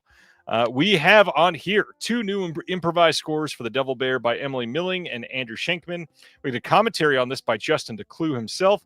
We've got a discussion between Stephen R. Bissett and Justin DeClue about early Gorilla Suit cinema, which that's going to be fun. That's great. We've got a visual essay about The Devil Bear by Stephen Broomer, who runs Black Zero. We've got new liner notes by Dr. Michael S. Bolau, author of the best picture ever made in Canada, Thunder Bay Films Limited, and The Devil Bear. And then there's a bonus feature on here called, it's a Canadian film called The Viking from 1931 with an intro by Justin DeClue. They are shipping to the U.S. However, there is a tariff charge from Gold Ninja Video. So you might want to look into that or wait on it and see what happens. But hey, it's available if you want it. As long as that Gorilla Suit documentary, they talk about the dude that was in Trading Places that wore Gorilla Suit. If that guy gets a spotlight, I'm good. They've covered their bases. Stephen Broomer from Black Zero, we talked to him back in the day. Long time that ago. Dude, he's great, and he's detailed. these guys teaming up makes sense because of the subject matter. True. And Steven Brummer, his Black Zero is all experimental films and stuff. So this is great. I might have to get this one for sure. Last up this week, Kino Lorber releasing Hold That Blonde on not on 1945, from 1945 on January 13th, getting a Blu-ray release. This is with Eddie Bracken and Veronica Lake. We got a new audio commentary by Julie Kurgo and Peter Henkoff. Yet another one that I have not seen, and I'm willing to bet neither has Steven. No, this Eddie Bracken, I'm guessing that's on the front here. He kind of looks like, what's his name from Superbad? Michael Cera, Michael Cera. Is that Michael Cera there? It's Michael Cera's great grandpa. Yeah. All right, let's get into what's coming out next week. In case you forgot, I don't know why it changes like that when I had it set up, and it changes no matter what. All right, A Better Tomorrow trilogy 4K from Shout Factory coming out this week. Red Planet 4K from Arrow. Hell's Angels 4K from Criterion. Airport, the complete collection 4K from Kino. Out of Africa 4K from the studio. Paul 4K from Kino Lorber. Howard's End 4K from Cohen Media Group. That's their first 4K. The Louis Buñuel film L 4K from Criterion. At the Circus from Warner Archive, one that I gotta get eventually. Dark City finally getting its standard 4K release from Arrow that sold out on a limited very quickly. Rick and Morty season 8 Blu-ray. Casino 4K. We've got Rent 4K from that one is the studio as well. Pulp Fiction 4K Steelbook getting another release. We've got I Love You Again from Warner Archive. The Bride Came COD from Warner Archive. Silver River from Warner Archive. It's Love I'm After from Warner Archive. Wicked Games, the 3-film box set from Radiance. We've also got The Ogre of Athens from Radiance. Splitsville coming from the studio. The Iron Mistress from Warner Archive. The Gracie Allen Murder Case from Kino. The Miracle from Warner Archive. God, they're doing a lot lately. Universal Language from Oscilloscope. The Americas 4K from the studio. Yellowstone, the complete series, the one that Steven has pre-ordered. The American Revolution from PBS. Ultraman 4K Discovery coming next week from Mill Creek. I'm George Lucas. This is a Kino Lorber release with more than 30 audio commentaries for one release, literally. It is insane. I talked to Blake, who did the QC on this one. Blake, a friend of the channel that was on the show a few months ago. He had to listen to every single audio commentary. I was going to say, he had to have hated this. I feel so bad for him. James Cagney collection from Warner Archive. House on Eden coming from, I believe that's a Shudder release. Some anime releases. We got Grass and Chang from Milestone. Secret Mall Apartment from Music Box. Any of these that I mentioned that you are picking up this week, sir? You already told him Yellowstone is already on the way. Oh, yeah. I forgot you pre-ordered that one. No, yeah. No, I have not seen the last season of Yellowstone, and it just looked terrible. So I just didn't finish. Have you seen the rest of them? No.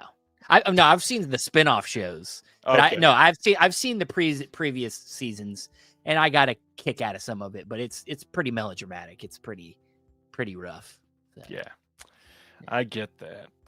Hey, that's it for the announcement show, but we are here to give a brief, very brief, keep in mind, this is not going to be the actual Movie Mutations show, but this is a taste of what is to come on Steven's new show. So Steven, take it away. The rest of this is yours. Thank you, Ryan. So what we'll do is I'll kind of give you an idea of what the real thing is. And then we'll, as we're talking about this, we're gonna get you guys involved. We're gonna get you guys involved to help us decide on some of these what we would consider predetermined things that the official games typically have. So to start, as we talked, in the description of this episode, we told you that we were going to be using the Santa Claus from 1994 as the film. So every Movie Mutations focuses in on one movie. And so in this case, we're doing the Santa Claus starring Tim Allen. And great picture of him. Great choice, Ryan. Well, you know what? Look, we had other things to do, okay? How long did these usually last? Like 3 hours? Sorry, At least, yeah. We cut it in half for you guys today. Well, also, it's the shorter announcement week. Normally, we've had 75 each week, and this week there's only 40. Well, perfect timing because we got to do this now, guys. Sorry, we're mutating movies now. So we always start out with the film. Film is always at the center. And so in this case, we're doing the Santa Claus. And so from there, usually in a game, I will have some things that I have to prepare for our players. And the game is set up in 3 different tiers. We go through the genre, the director, and the cast. And so in round 1 with the genre, I give the players 3 predetermined genres that they might pitch with. Now in this particular version, we're going to let you guys come up with the genre. And usually one of the players would get a pick from one of the predetermined genres through doing trivia. We would do trivia on the movie, and whoever won the trivia would get a pick from the 3. But we're not going to do any trivia in this version of the game because we ain't prepared for that. And we're not going to take questions from you guys because you guys are going to throw some shit at us. So we're not doing... there was no easy way to do this without a third party. Exactly. So what we're going to do is we're going to get you guys to give us a genre for each of us to pitch with. And then you guys are going to decide who had the better pitch. So, of course, the Santa Claus is like a family Christmas movie. We need you guys to give us something completely different, however different you want it. So I guess you want to start with you, Ryan, get them to give you a suggestion for what you should pitch the Santa Claus with. First off, and obviously, if you've got an idea, already start tapping it out in the chat here. But the way that we're going to say this is think about like what would actually be a compelling, interesting version of this movie with the genre. So you could say this could be something like a murder mystery, which obviously kind of already fits with the movie. So don't really, that's not super interesting. Maybe not that you don't have to mutate too much, but I mean, you can make this like, I think somebody in the chat earlier said, I can't wait to see the Santa Claus become an erotic thriller. Like that's going to cause a lot of improv. So yeah, pitch something that would be really fun. And instead of just saying, I'll take that, why don't you say, let's both, I guess you won't have to say it, I'm saying, why don't we just both pick one of the ones that come through in the suggestions and we can go from there. Okay. Yeah. So let's see what you guys got. Please give us a bunch of suggestions. Aaron wants you to do a Chris Stuckman found footage movie. I'll let you take that one.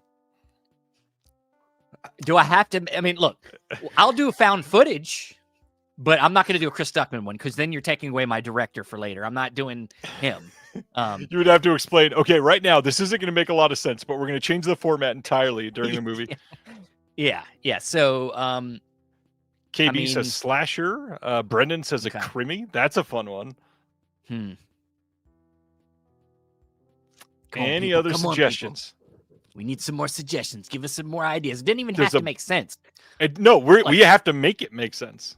We got to make it make sense. So you don't have to like think about this as like something that, you know, will fall into it easily. Give us something wildly different.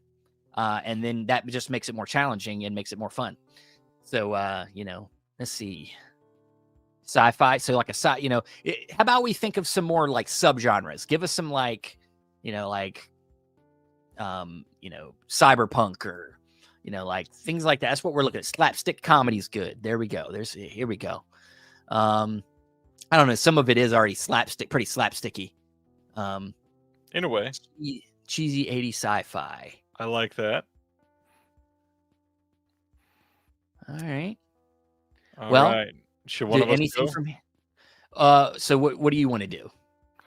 I will. Do you want me to go first? Go ahead. You pick one. Okay, I'm going to reveal as I'm making up my prompt on the spot here. So in the Santa Claus, of course, the current story is Tim Allen sees Santa on the roof and Santa falls and he dies. And so Tim Allen has to take over for him. This is the way that I am going to frame this is Tim Allen and his son, who is currently staying with him because Tim Allen is away from his unnecessarily like overly attractive wife, although she looks like way out of his league. And the question is like, how did he ever end up with this person? And Tim Allen is trying to bumble his way through Christmas with this child. Unfortunately, he doesn't make a lot of money. He does not work for a toy company. He does not have all of these means like Tim Allen did in the film. And so our main character, Scott Calvin here, is just sort of really trying to push through and make Christmas good for his kid. But he walks outside and finds a dead body. He is not the one that caused Santa to die. However, because he found the dead body, he feels the pressure on himself to make the Christmas good for his son. So he dons the hat, he dons the coat, and he starts about his night, kind of similar to the original film. And as it goes through, this Crimmy develops because now we find out that Tim Allen has a background as a Russian police investigator, and he is now trying to, as he's delivering toys, search for clues through the rest of the night to find out who killed Santa Claus at his house and why they were there. As the night goes on, certain things happen. His son maybe reveals that he saw somebody walking by his window that he thought was Santa, but it wasn't. We find some clues about who the potential killer could be. We find some footprints in the sand. Not sand, the word is snow. We find that there are other things around the house that he can find as he finds a weapon. What will that be? Maybe we'll find out in the next one if people vote that the Crimmy is the better option here. But there are lots of things. And then as the film carries on, we find out near the end that it was actually Tim Allen's son himself that killed Santa Claus. And so the solving of the Crimmy at the very end, which if you don't know, a Crimmy is very similar to a giallo. It is like a grown-up murder mystery in a way that has some very specific stylized touches for it. I would love to see this movie where his kid is found to be that he's lashing out in response to his parents' divorce and kills Santa Claus, and his dad feels the pressure to rescue it for the boys and girls of the world. And that is a modern-day Crimmy. Well, dude, bravo. I'm deciding, I'm gonna go with the stuck with minus Stuckman found footage. I'm gonna go found footage here. So my pitch will be that our main character, the Tim Allen character, he's got a divorce, he's trying to make sure he spends time with his son, just kind of like the original, the original movie. And he gets his son a camera for Christmas, and he finds out one day, him coming home from school, that he found out, he was told at the time he believed in Santa Claus, but his friends ruined that, kept telling him Santa Claus isn't real, it's just your parent. He ruined it all. So now he feels this obligation to want to prove that Santa is real. So he kind of sets up cameras around the house. He just doing it because he wants to show his son, hey, look, we're going to catch a glimpse of him on Christmas. I'm telling you, he's real. So he plans to dress up like Santa Claus and do the whole thing. But in the process of doing it, he actually runs into the real Santa Claus and kills him. So then he has to pretend to be Santa Claus the rest of the night with his son, and his son's holding the camera the whole time during the experience. But through the experience of it, they realize that being Santa Claus is fucking scary. They're fucking getting sucked down through chimneys. The reindeer are, pulling them around the world, going through different parts of the world. And then eventually, of course, getting to the North Pole, where they get chastised for killing Santa Claus. And so now they get kind of just pulled into this hierarchy of, and when they're there, they just, everything's from their perspective. So it's just creepy. You got elves running around, like moments of just complete happiness, and then complete darkness when they try to go to sleep and they're just really uncomfortable where that it's a weird movie. I get it. It sounds weird, but I think the concept, the setup's there. By the end of it, he's pretty convinced Santa Claus is real, and his dad is now the new Santa Claus. And then he decides he wants to sell the footage to make money and get away from his shitty family. So interesting. Yeah. Love it. All right, so now everybody's got to vote in some way. Would you rather see the Crimmy, or would you rather see the found footage version of this personal hell for Santa Claus? Now, in the game, in the official games, there'll be 3 predetermined ones that both players are aware of before the game starts. And when they do trivia, whoever wins trivia, they get to pick from the 3. But the loser of trivia has to pick out of 2 mystery picks. So that's kind of the difference there. So a lot of room for chaos and, advantages. All right. I not to sound biased, but we got some votes for Crimmy coming in already. Hey, it's okay. It's fucking okay. I knew there would be bias on here. It's fine. No, I'm just kidding. That's not true. Many of these people love you too. My pitch was okay. I wasn't too. I didn't have a lot of options, people. You didn't give me a lot to work with. Okay. We got some after you started that would have been fun. I gave really me- wanted to see the British spy thriller mystery. I saw that one too, but I was like, I don't know. I couldn't come up with something for that one. All right. All right. It looks like we got a Crimmy happening. Okay, so now in the game, moving forward, we have to talk about this movie as the way Ryan described it, as a Crimmy film. So now we go into round 2, which is focused on the director. And so once again, players in the official game will get 3 predetermined directors at random, and there'll be trivia, and whoever wins the trivia gets to pick for them 3, and then there'll be 2 mystery picks. So, yeah. So in this case, you guys need to give us some directors. Give us some directors that should direct this movie that Ryan pitched, and then we pick a couple, and we have to describe why this director, using his filmography, whatever we can, to say why he's the best person to direct this movie. So once again, in the chat, think of somebody that you think would be fun to direct a modern Crimmy about Santa Claus. That's such a funny sentence. And we will each pick one. I'll let Steven go first on this one, but we're going to pitch why he would be a better why they would be a better director for this. And we're going to list like stylistic choices. We're going to list some examples from their filmography. We got some ideas. Terry says Edgar Wright. Colton says Peter Strickland. 2 pretty decent options so far, actually. yeah, I was gonna say I might go Edgar Wright on this one. Maybe. Yeah. PTA from Aaron. PTA directing a Crimmy. That sounds interesting. Yeah. Guy Madden from Ronnie.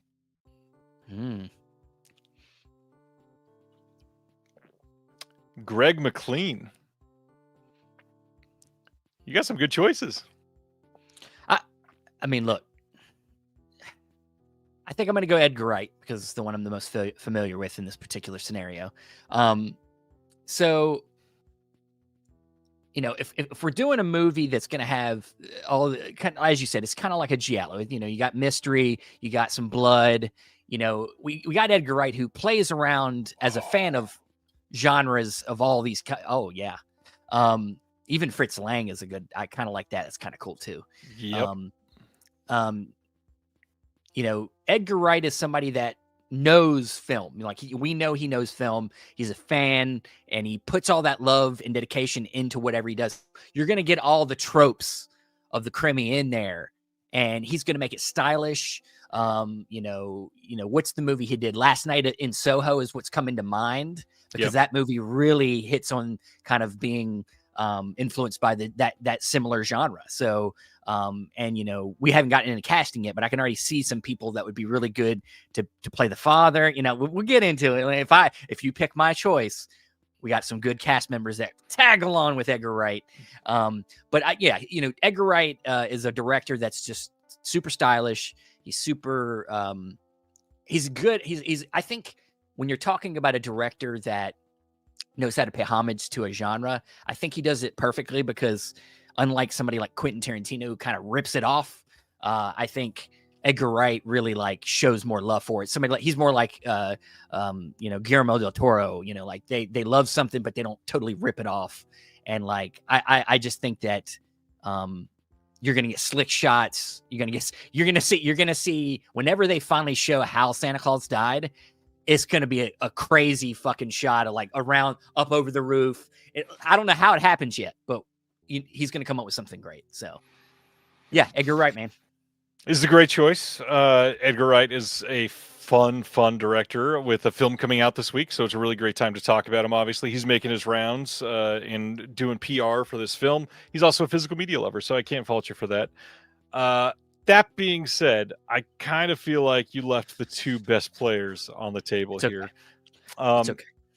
I really, and I'm sorry, KB, I really wanted to go with Fritz Lang, but I think the right answer here is Peter Strickland. For anybody that has never seen a Peter Strickland film, let's explain all of this. So the big thing, this is a krimi. So this is a primarily like German, very European film. And the big thing is it is stylish like a giallo film.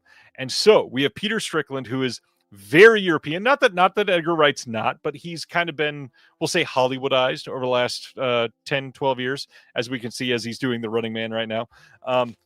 But Peter Strickland is going to bring that. This is said with love. This is not meant as an insult. So please, if you are from across the pond, do not make this feel negative. But this film itself calls for a sense of like pompousness. This calls for a sense of like, I know what the fuck I'm doing, and you are going to love this shit. And he's going to make this stylish as hell. It's going to be beautiful to look at. He's going to come in and like be able to swing for the fences between some scenes that are, when we're looking at the murder mystery aspect, it'll be mostly black and white on purpose, shot in black and white.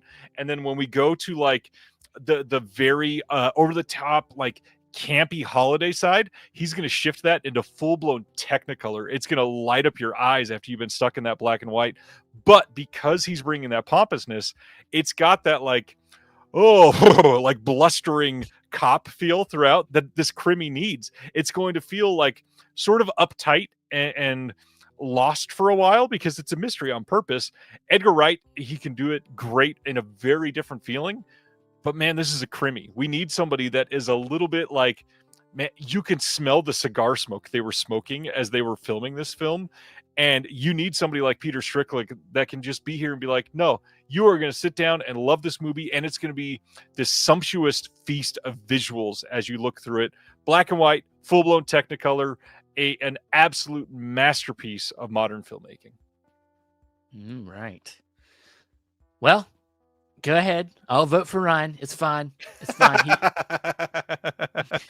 Edgar Wright Hey, or Peter Strickland, let us know. I only want you guys to understand the game. I didn't say I was good at it. So, you know. Well, to be fair, you played less than many of us that have done practice games. Yeah, I've only literally played the game in this version because it's went through many versions. I've only played it once. So. Yeah. For those that have never seen or heard the name Peter Strickland or don't know it, he's the guy that did In Fabric. He did Barbarian Sound Studio. He did The Duke of Burgundy. But the big one that I'm thinking is that you'll feel from this is Flux Gourmet, which I think is one of his more recent films. I think that's his most recent film, maybe. That like is his big mainstream, as mainstream as a Peter Strickland film is going to be. So yeah. All right. Well, we we need more votes, guys. One whole vote from Ronnie. Come on, guys. Come on. Give me 2 votes to Edgar Wright. Come on. Silent Mandible says, I will never forgive Edgar Wright for Baby Driver. Why? I liked Baby Driver. I liked Baby Driver. You got a vote for Edgar Wright from Terry.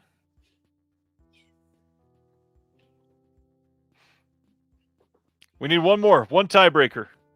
Edgar Wright, you win. Son of a bitch. Thank you. I forgive anything before that I was upset about. Sorry, I'm drinking this milkshake and I shouldn't be.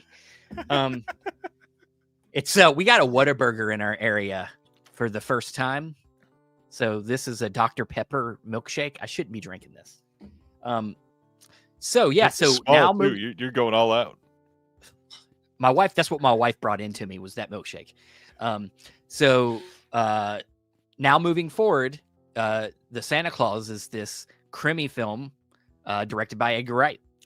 So now we go into the third round, which is the cast round. And what we do in the official games is we have 4 characters from the movie that we are going to recast, at least.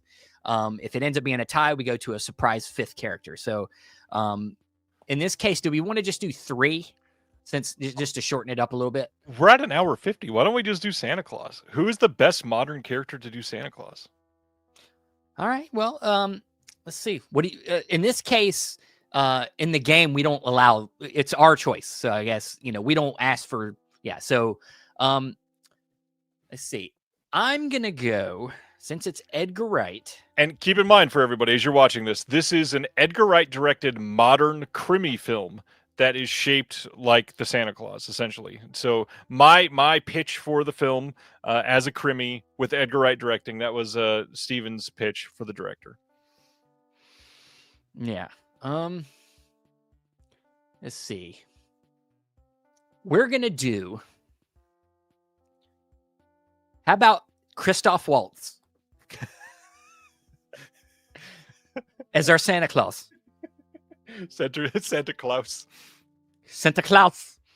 And so, you want to go German. We're going to do that. So you talk about smoking cigar. I could see him smoking a cigar. I could see him drinking a glass of milk. We know that. But he brings a certain amount of, I think, jolly that you need in an actor. Kind of nervous jolly, but like, I almost said jolly. But we know he's an amazing actor, and we know he can basically do anything. So I think if you're gonna have a man who's going a mystery to figure out who killed Santa Claus, you need one of the greatest detectives from Inglourious Bastards to find Jew. He found Jews everywhere. He's going to find Santa Claus's killer. I mean, this is the guy you want. So, that's all I got. That's all I got. I love that you went down this route because my pitch is going to be so opposite end of the spectrum from yours.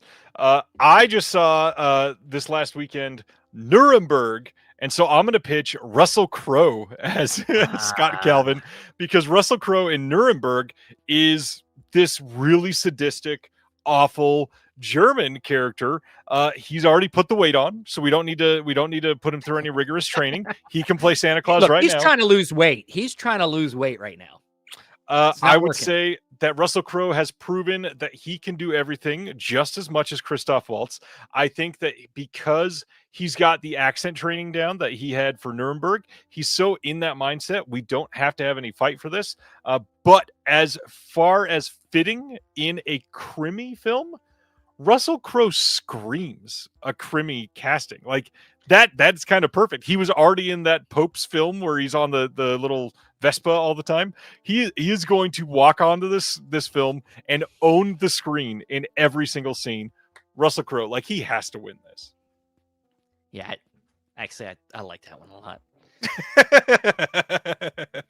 I do like that one. All right. In the chat, Russell Crowe or Christoph Waltz, who is the better leading man for our crimi, directed by Edgar Wright?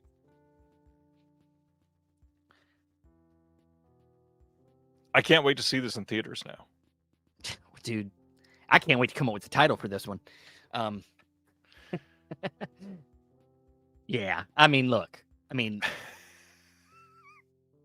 surprised I got a vote. Oh, it's tied. You got two. It's tied, guys. Come on. Look, I'm gonna have to say Crow is. He pitched Crow. I was like, God damn it, yes. You said now they're just gonna vote. Now they're just gonna make me win just to spite me. Just to spite it, yeah. Yeah. You pitched that Christoph Waltz fan of the Jews, and I was like, oh, that is so perfect that you say that when I'm going to talk about Russell Crowe. Oh, Paul said Russell Crowe too. Oh, okay. We got three. You got three. Yeah. All right. So Russell Crowe.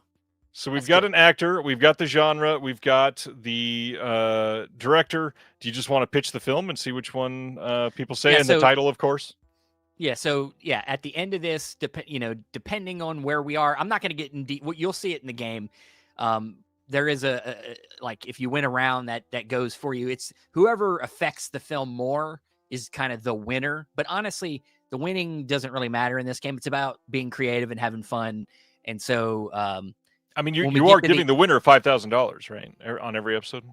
I wasn't going to advertise that, Ryan, until now. And thanks.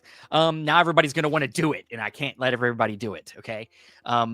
But, yeah, at the end, we asked the players to then come up with a title and tagline, and sometimes it's consequential to who wins, and sometimes you end up having co-winners. Let's come up with a title for this thing. Oh man.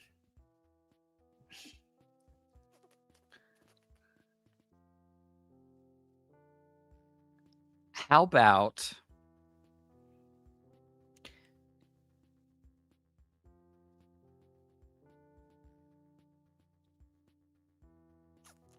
the deep red claws? And the tagline is,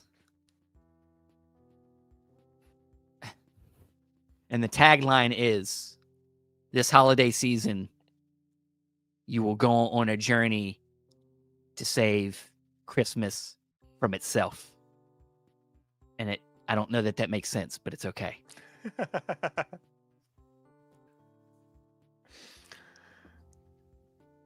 Okay. So mine is going to be, God, I've had like 4 that I've really wanted to run with it, and I can't find a tagline to go with any of them yet.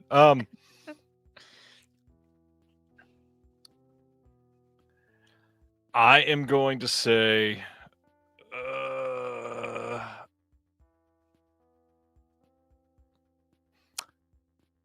the title of the film is Snow White, Snow Fright, and the tagline. Your face changed immediately. I just want to know who Snow White is. You got to watch and find out. God damn it! I can't wait. Tagline on this one: Snow White, I can't even say it now. Snow White, so fright. Everything I've come up with is too goofy.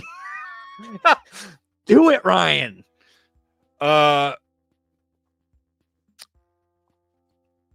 Snow White, Snow Fright. When the ice melts, where will the blood puddle? I mean, it started out good. Where will the blood flow? That's better. Sure, yeah. When the ice melts, where will the blood flow? Or where would the blood freeze? Where were I don't know. Why am I helping you? Mine's when the ice melts, where will the blood flow? That is the tagline. Period. Okay. End of sentence. So what was yours? Say it all again. The deep red claws. And I forgot my tagline, so I hope you guys remember.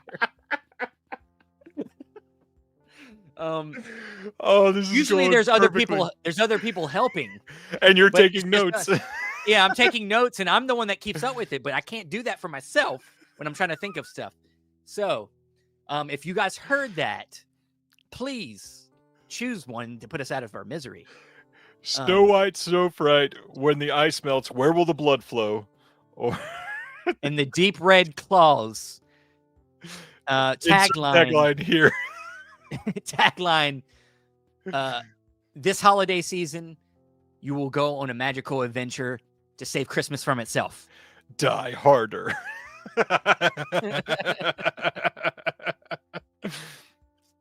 That's the tagline for you. Die Hard is absolutely a Christmas movie.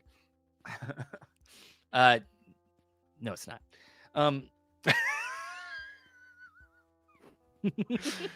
Aaron is voting for you, and Thanks, Ronnie Aaron. is voting for me. He knows that this is going to be a criterion. We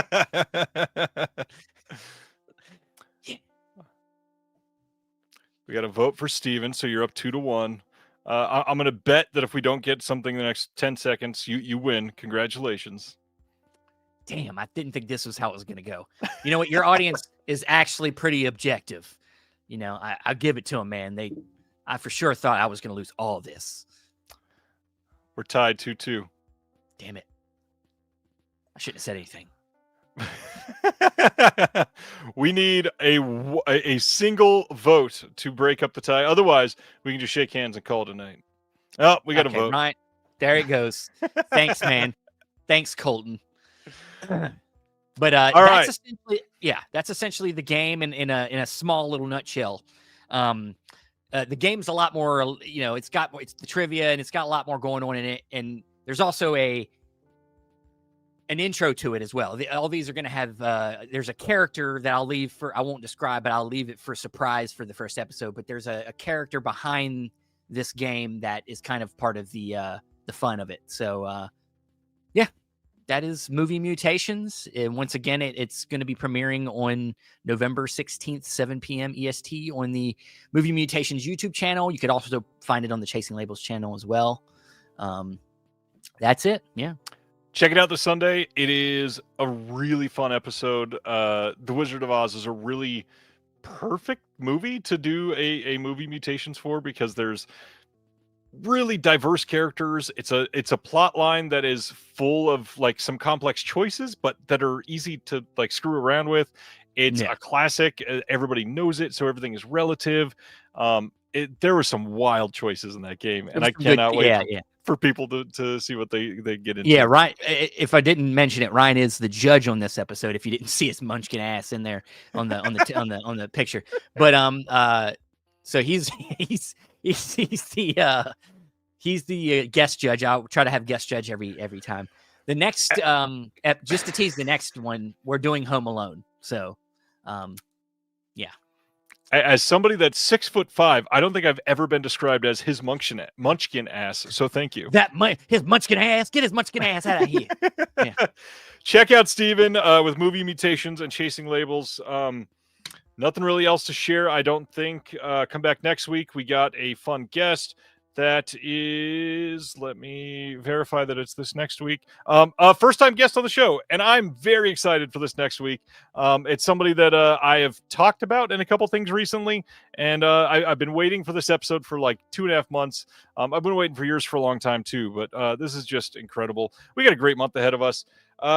Check out everything Steven does. Check out movies. Check out physical media. I love you all. Just do it. Do it, guys. Yeah, just go support things. And if you want to support me, check out the Patreon, the link below. If you want to support Steven, buy a shirt. Hey, show off the shirt you're wearing. Oh, hey. Yeah. We also have Movie Mutation shirts eventually, and there's other things that we got on our Etsy site called B-Roll Bandits. It's the brand, and there's a lot of things on there. So go check it out. Amazing. Thank you all. Like I said, if you're involved in Shelf Shock Rewind, I look forward to an email this week. We will talk soon. Stay safe. And later. We wish you a Merry Christmas. Thank you for watching The Disconnected. On the way out, make sure that you are subscribed to the channel, that you've liked the video, and that you've copied the link to be able to share with someone else that may appreciate this.